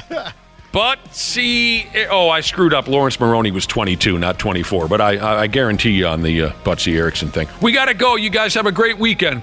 All right, sounds good. Half-assed morning show. They're loud, they lose control, they do their little circus act, they're a nuisance. 93X. Our experienced and certified technicians at Standard Heating have been trusted to keep our fellow Minnesotans comfortable and confident for over 90 years. We're ready to do the same for you, providing comfort you deserve since 1930. Standard Heating and Air Conditioning's 94 years of business celebration is going on right now. You can save up to $1,930 on a new furnace and AC combo or boiler. Don't miss this great deal. Go to standardheating.com. The NFL playoffs are almost here, and it all starts with Super Wildcard Weekend, presented by Verizon. Give me everything you got. 12 teams, 6 games, 3 days, and one epic weekend that kicks off with a Saturday doubleheader, followed by a Sunday tripleheader, and ends with a Wild Card Monday. Unbelievable. The road to Super Bowl 58 starts January 13th. The 93X Half-assed morning show. Absolutely hammered. On 93X. Yeah, welcome back to the Half-assed morning show. Sweet Jesus, I'm ready to get out of here. I hate this place. Well, you know what? It's different this year because usually on a Friday morning, the first thing you say when you open the door and come in the studio is that you don't want to be here, you don't care. Let's just wrap this up and get out of here. You didn't say that today. No, Did you forget? I think I just forgot. We should quit and go work for a different radio station. Like an afternoon or evening show. Who wouldn't want us? Look at the numbers. We were talking earlier to Pro Bowl long snapper Andrew DePaola of the Minnesota Vikings. We were talking about how it's likely the Vikings' final game of the season coming up on Sunday. They got to win. They got to have a few other clubs pull something out of their asses if they want to make the playoff. Could be the final. Then comes the Super Bowl here in 24, or I guess in any other year. The Super Bowl is a big competition that folks look forward to, right? Of course. Yes, I've heard so. Some folks even enjoy the Olympic Games. There's one of those coming up in 2024. I think it's the Summer Olympics. When I was a kid, I loved the Olympics. Loved it. You did? Not as much anymore for whatever reason, but did you guys, that Olympics game, track and field is what I was thinking of. You ever play track and field? Oh, the old school arcade game? Absolutely. Maybe you and I are the only ones. No, I played a lot. You did? Okay. Dude, gosh, I loved that game. We loved to play track and field at Ben Franklin in the early 1980s. We would wear ourselves out tapping on those buttons, trying to get that little mustachioed Olympic athlete to run a little faster. That was a blast. The Olympic Games, of course, when I was a kid, I loved to watch the hockey. Yeah, I still love the Winter Games. But it really doesn't grab me much overall. Summer or winter, doesn't really grab me much. But those are two big events coming up. You got the Super Bowl here in a few weeks. You got the Olympic Games. You want to get a dose of some of the other competitions you can try and keep up with in the year 2024? Yeah, let's do it. These are, how should I say this, some lesser-known competitions. But still, they will be happening in 2024. And I'm sure with what do you call this thing here in front of me, this glowing thing, Josh? Your computer? Computer. With computers these days, you could probably dial right in and watch every last minute of it. These are some of the oddest competitions in the world. Not only are they just a little bit different than, say, the Super Bowl or the Olympics, they're quite a bit different. Things like the world's ugliest dog contest. Those are some ugly dogs. Holy, I'm sure you guys have seen those photos. Yes. Yes. That takes place in a town called Petaluma, California. The world's ugliest dog contest. I think I've seen a couple of pictures. Because you think, well, how ugly could it be? It's a dog. It's going to be adorable. But man, like the one that, was it last year where its tongue is like hanging out the side of its mouth and it's basically licking the floor? Yeah. That's exactly the Missing image I had in teeth. my mind. Yeah. Usually it's, again, I'm trying to think back to some still photographs I've seen from ugly dog contests. Usually it's some hairless chihuahua with no teeth, you know. And I love those little chihuahua sumbitches. I've always wanted to have one of those little bastards. The ugliest dog contest. If you win $1,500. You get to go on the Today Show. Thought they might give you a cuter dog. Maybe they'll give you a better looking dog. You want your ugly Yeah, dog. you do. They put down the old one for you. Here's a better version. My God. The dog shot on spot. That was cold-blooded compared to the most animal-loving person we have on this show. The annual contest aims to celebrate imperfect canines and encourage adoption of pets in need of good homes. And listen to the way you guys are talking over there. There is a bird calling competition. Anybody got any skills in that department? No. I think that's so cool that people can do that, though. Do you remember, Nick? We've played audio of that before. I do not good remember. Some of those people are at it. That's impressive to me. I do not remember. I'd love to hear it if anyone can pull up some. Let me see if I can find that. Solid bird calling professionals. This is in a town called Homer, Alaska. It'd be fun to play, is this a bird caller or is this an actual bird? Who the hell could tell the difference? Yeah, they're so good. I got to disagree that would be fun, but it does. It is uncanny. Yeah, I don't think that's going to hold me for very long. But anyway, they imitate the sounds of eagles, seagulls, cranes, sparrows. What do you get if you win? Ooh. It says here if you win the bird calling competition, they give you some chocolate. Awesome. Can't get that anywhere. A T-shirt. And some gift certificates. They don't got a lot of money riding behind the bird calling competition just yet. Yeah, they're not selling out stadiums. This is aggravating as we continue to roll through some of the odder competitions you can keep up with in this new year. This is aggravating. The Mullet Championship. You guys know. I like the Mullet Championship. I'm so tired of the mullet gimmick. I just want to vomit all over myself. Doesn't seem like it's that big of a deal as it used to be. Oh, I don't know. It seems like it's still kind of. Is it still around? Dana, listen to me. Yeah? It will never go away. Oh, okay. There will always be some schmuck who thinks it's the funniest thing in the whole world that they've got short hair on the top and it's long in the back. You can't make this kind of stuff up. Okay, I've gone too far. I apologize for that. But there'll always be some group of schmucks who think that's funny. At any rate, there's a men's contest. It's an online competition. Go ahead, find it if you can stand this anymore. It's an online competition. They've got a men's division. They have a femullet contest for women's. They've got a 55 and up, kids, teens, all different. Wasn't there a kid from Minnesota that was in just the most recent one, or maybe within the last couple? I thought there was a pretty cute kid that he went far in that, I thought. Yeah, the mullets look cute on the kiddos. $2,500 first prize. Also, heavy metal knitting. Whoa. Heard of it. I have heard of that. The that's not how you say it. The Heavy Metal Knitting World Championships happen in Finland. And they come from all over the world, Cubby, to be involved in the Heavy Metal Knitting Championships. United States, Japan, Denmark, Latvia, Russia, even big stubborn Swedes show up to combine their knitting and heavy metal dancing skills. The first time they cut loose with this in the year 20 plus 22, you guys heard of this act? Competitors got on stage with a metal band by the name of Maniac Abductor to dance and knit in time with their music. Never heard of it. Maniac Abductor. They canceled last year's event. I don't know why. Maybe COVID swung through town. But they do plan on letting her buck this year. I'm looking ahead now. Okay, yeah, we're gonna touch on another odd event that's similar to this in just a minute or two. I love the prize for this next odd contest that also happens in Finland. The World Wife Carrying Championships. That one cracks me up. Josh, you would have no chance. I think it has to be the other way around. With the size of, with the size of your wife, you would have. We're kidding, of course. Mm-hmm. She's very svelte and fit. Well, I just know that like she could probably carry Josh a long way just because how strong she was. Oh, Christ, she could carry me and Cubby. Yeah, probably.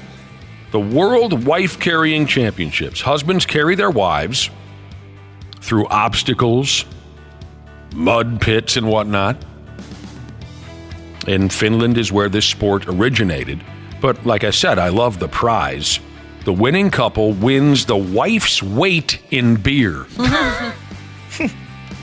That's kind of hard then because, like, you want somebody that's not too small because you want enough beer, but you don't want someone too big because then it's going to make the whole carrying Are you them assuming problem. that there are men in Finland who will marry just, how do I say this, Josh, that will consider who they marry simply based on how much beer they'll win at the wife carrying championships? There's got to be a few committed to it. I bet you're right. I bet some of them have their wife's carbo load, the night before, kind of like marathon runners do. Like load up on that pasta, get a couple extra pounds maybe in the belly for tomorrow. Oh, I bet. A couple extra pounds of beer if we win. I would have married her, but she ain't going to win me jack squat for beer when we compete at the... 120 pounds of beer ain't going to do nothing for me. And the only way to get beer in Finland is to win the wife-carrying competition. There's no other way. This makes me sick to just talk about it. The World Gravy Wrestling Championships. Oh. I get sick at the sight of... I guess... congealed fat. Oh. I love gravy. Same I here. can put gravy on anything. I love it. I love gravy, but I don't want to watch wrestling in it. I do. I've been sick to my stomach watching gravy wrestling and mashed potato. I cannot stand the sight of smeared food. There's something about it. I'll never watch one of those pornos where they use food in the porno. I hate that. Yeah, same here. They're dumping all kinds of, it's just turns my stomach. In England, they have the World Gravy Wrestling Championships. A pool is filled with what they call here Lancashire gravy. Do you know what that is? Mm-mm. I haven't had that, no. Or if I have, I guess I don't realize it. In addition to wrestling skills, competitors are judged on their costumes. So you put on a funny costume. You're judged on comedic presence. So you try to put on some kind of a bit. It raises funds for a hospice building, a hospice center they have in town. Yeah, I couldn't get involved. KY, that's what you wrestle in. Oh, yeah. I've refereed KY jelly wrestling matches before. That's how you do it. Oh, I bet you hated that. Yeah. That must have been miserable for you. To see two adults wrestling in peas or corn or something, it just looks like vomit. Mm-hmm. This sounds like a good way to die, terribly. The Diving Chess World Championships, also in London. Chess skills and lung capacity are tested at this contest. Oh. You take turns diving way underwater.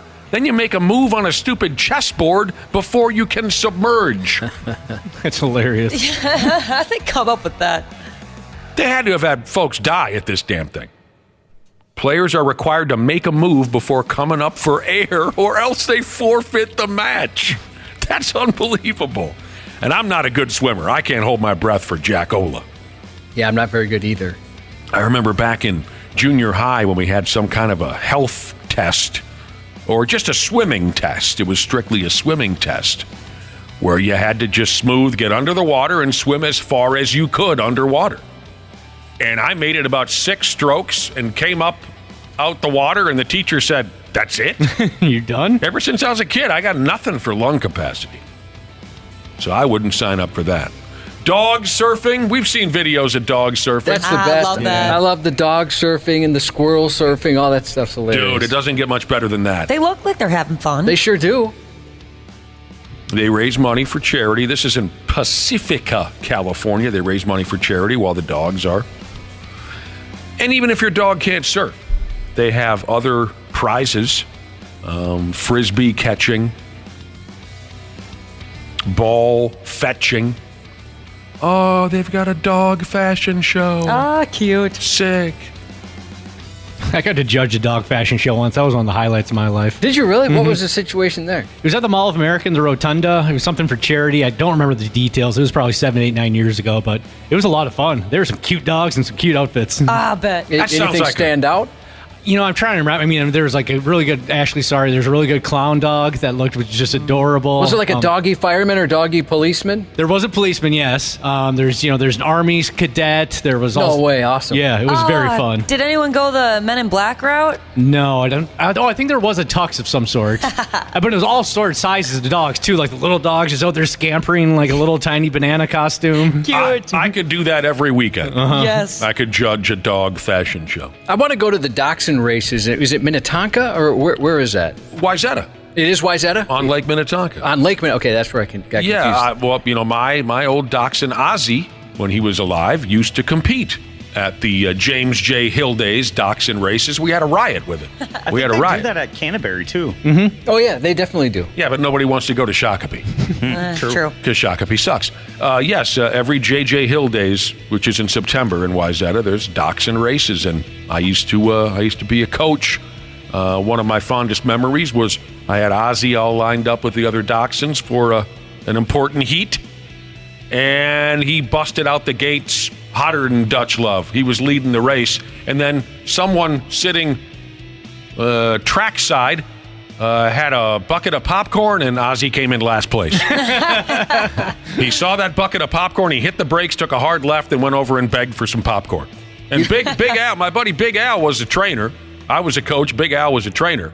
And Al was very upset at Ozzy for not focusing on the... You and I, Nick, are going to be in Shakopee January 20th. What are we doing there? We're playing pickleball with Randy Shaver for his Cancer Research Fund. Drop shot pickleball. Oh, sure. Yeah. You'll have a good time. No, we're on the same team. We're on a team together. I would never let you down. I'll even go to Shakopee in order to never let you down. I lived in Shakopee for a while. I don't know what you have against Shakopee. I'm not trying to lose my cool over ridiculous things. And someone right now is saying, well, wait a minute. I just heard what you said about mullets. But I have to also kind of get this out of my system. The air guitar world championships are a friggin' scam. That's a joke. It's not. Yeah, I agree with you. I was so excited the first year that this came to be. It is disappointing. Also in Finland, I remember the first time I heard about the air guitar, because I love air guitar. I've won awards for my air guitar in my younger days. And so I was really excited, like Josh, to see the videos of the Air Guitar World Championships in Finland, and none of these friggin' idiots know how to play air guitar at all. All they do, they just jump up and down and whip their hair around. That's not friggin' air guitar. I'm sorry, but I'm taking a stand on this. I'm taking a stand on mullets. Two very important hills to die on. I love it. I will. I know. I respect it.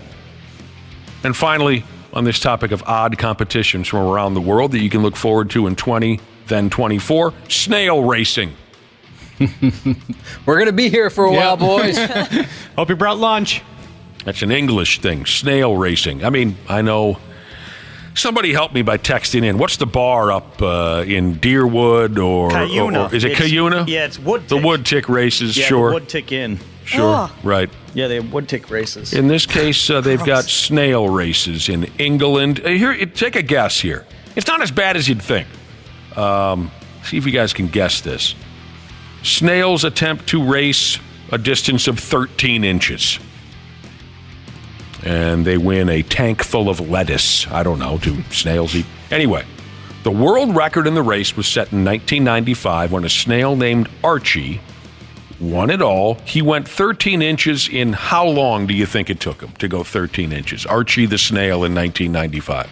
4 hours. 4 hours is one guess. 28 minutes. 28 minutes is another guess. I'll say 1 hour and 15 minutes. It only took Archie 22 seconds. That's man. Holy cow. Archie's got some wheels on him. 4 hours, for God's sake. I bet people have fun and paint the snail's shell, too. Can you do that? I don't know. Aren't they so tiny? What would you probably just squash them with the paintbrush, wouldn't you? I don't know. You could get a fine paintbrush. You're a fine-tuned little Muppet bastard. That's what you are. Do you ever, I mean, you mentioned gravy wrestling. You're disgusted by Oh, it. God, I hate that. All foods? What about like pudding wrestling? It doesn't matter because see, here's the deal. Pudding, it's all going to look like diarrhea. Yeah. Doesn't matter what food you ask people to wrestle in. After a handful of minutes, it looks like diarrhea. So you don't like pudding? No, I do not. Do you like pudding? Does anyone here like pudding? Wait a minute. I love pudding. For wrestling, no, but in general, yes, I love pudding. Oh, you love pudding? Yes! How about putting these nuts on your face? These nuts. The second one's always the best. We'll be right back. They want to glorify the fact that they're criminals. It's dumb. These guys are dumb. They deserve to be tossed under the jail just for being dumb. The 93X Half-Ass Morning Show. I hear you. Where the hell are all our commercials? I've never wanted. I want more commercials. Mm-hmm. I do. Holiday season. I do. Friggin' holiday season. We just got done jaw-jacking. Now we're back again? That was pretty quick. What am I? Am I a cyborg? I have to pee so bad. Do you gotta take a whiz? Me too. Yeah. Me too. Holding it. We've been talking about odd competitions. Let's see how long we can hold our pee. No, we're not doing that. No, that's not good for your bladder. That's bad for radio, dude. Yeah, real bad. We're not doing that. Yeah, we were talking about oddball competitions from all over the world. Here's a guy texted in, he says, this is what he says now, that he goes to a bar that has vibrator races. Oh, yeah. Haven't we talked about that before? I've heard of those, yeah. Yeah, me too. I think I've heard of that once or twice. That sounds like fun. You got any in the stable, Ashley? You think that could win the whole schmear? Yeah, probably. Vibrator race? Mm-hmm. Do you have any that have a funny name? You know, I love to hear the funny names behind some of these sex toys. No, I don't believe so. I can't remember what it's called, to be honest. Boyfriend one, Yeah, boyfriend two. but I remember the first time I heard a girl say she was going to go home to her boyfriend Bob, the battery-operated boyfriend. I thought that was great. Yeah, I just call it the thingy. The thingy. Yep. I Go wanna get know- the thingy. I want to Go know. get the. Who are you speaking to when you say that? The dog. She trained the dog. Yeah, the dogs. Oh, you've never fetched? You've never fetched a thingy for a woman before, Josh? I've never knowingly been with a woman that had a thingy. I've had to fetch the thingy. Have you really? Yeah. They Yeah. said, go get it out the drawer. We're getting towards the end here, they've said. Yeah. Yeah. I want to know more about these vibrator races. Are there separate heats based on battery power? I would hope so. Or Right, even that would- like size too. Size, battery power. Rabbits. Right, Rabbit. right. The little tiny ones, as opposed to the ones that stretch all the way across the room. What's the most amount of battery power that you have in one of your vibrators? Is it like a Die Hard?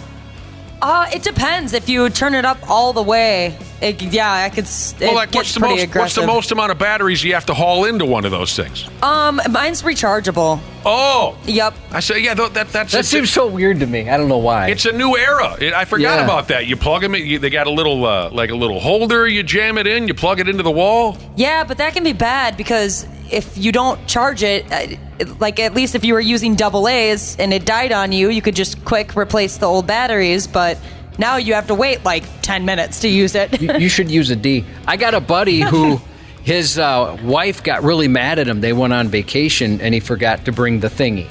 And he got shut down for a little bit there. Yeah, she that was sucks. furious that he didn't bring the thingy. There's a lot of roles that we men play these days that maybe we didn't play 30 years ago. But we are thingy fetchers.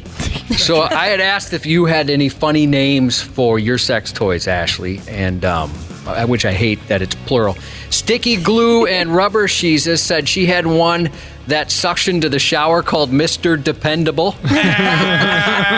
Someone else says they've got one called the Eager Beaver. Oh, that's good. Eager Beaver. I'll have to think of a fun name. There's lots of vibrator races on YouTube, as you can imagine. On YouTube? Yeah, I just watched one, and Dark Purple won with a time of 38 seconds. Dark Purple? It seems impressive. Well, now, Wapple was wondering earlier when we were talking about snail races that happen over in England, he was wondering, I wonder if he was asking if folks paint the shell on the snail, so I got the red one, you got the blue one. Put like racing stripes. With vibrator races, and maybe folks don't want to detail them or paint them in any way because it might slow them down, but I think it would be fun if you painted your vibrator like that of a NASCAR vehicle. Mm-hmm. Yeah, get some numbers on the side. Get a number on the side. Get a sponsor in there. Jeff Gordon's car. Yeah, make it a family event like the Pine Car Derby. Yeah. Father and son working together. Mothers and daughters designing the Yeah. fastest vibrator. If you could take the motor system from one of those Hitachi wands and put it in a vibrator, you would win every contest. Oh, man. Are those real powerful? Oh, yeah. They'll blow a woman into the next room. Are those sold as, they call them personal massagers now, right? I don't know if they're labeled as, for sex toy as a sex toy.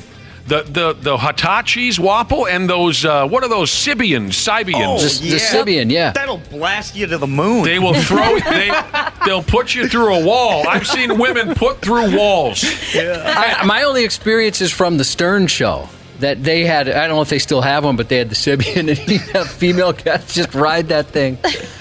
Candy Sheezes has an old vibrator that took 4 C batteries. Oh, no! She said it's the worst size battery to find. Yeah. She can Someone's got a car battery hooked up. just murder herself with it on a Saturday night, and then on Monday she could, I don't know, grout tile? How long does one of those charges last, Ashley? I mean, like weeks? If it's fully charged, probably about a week and a half. I guess it depends how much you use it, right? Right. Yeah, I'd imagine. I'm not going to ask you that question, but I was just curious. Yeah, the Hitachi wand is considered a personal massager. Mm-hmm. We all know what that means. I'll tell you what's fun, though, with all the advances in sex toys for women. We were talking about how, they used to take big fat C batteries. Now they're rechargeable. With all the advancements, one thing has never changed. Some of those sumbitches are loud. They haven't quite perfected the silencer yet for a couple of those bastards. You can hear them as you're coming down the block sometimes. Really? Oh, God, help us. It's hilarious. This text says they have a buddy whose wife calls her sex toys Buzz and Woody. I don't associate sex with Toy Story. That was my childhood, man. A few people are going back to the 4 C batteries in one toy. A lot of people want to meet her. Yeah. Boy, if you can handle that, you can handle any dude I know.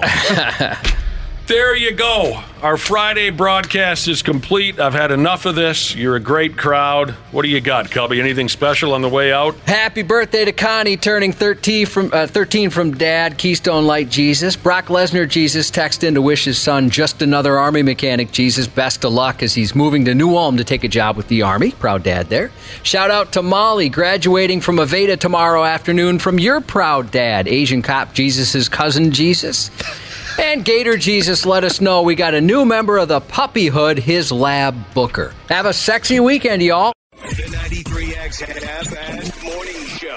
93X. The 93X Half-Ass Morning Show podcast is sponsored by Standard Heating and Air Conditioning. New episodes drop each weekday. If your podcast platform has ratings, go ahead and give us 5 stars and maybe give our enemies 1. Thanks, and here's a word from our sponsor. Standard Heating and Air Conditioning's 94 years of business celebration is going on right now. You can save up to $1,930 on a new furnace and AC combo or boiler. Don't miss this great deal. Go to standardheating.com.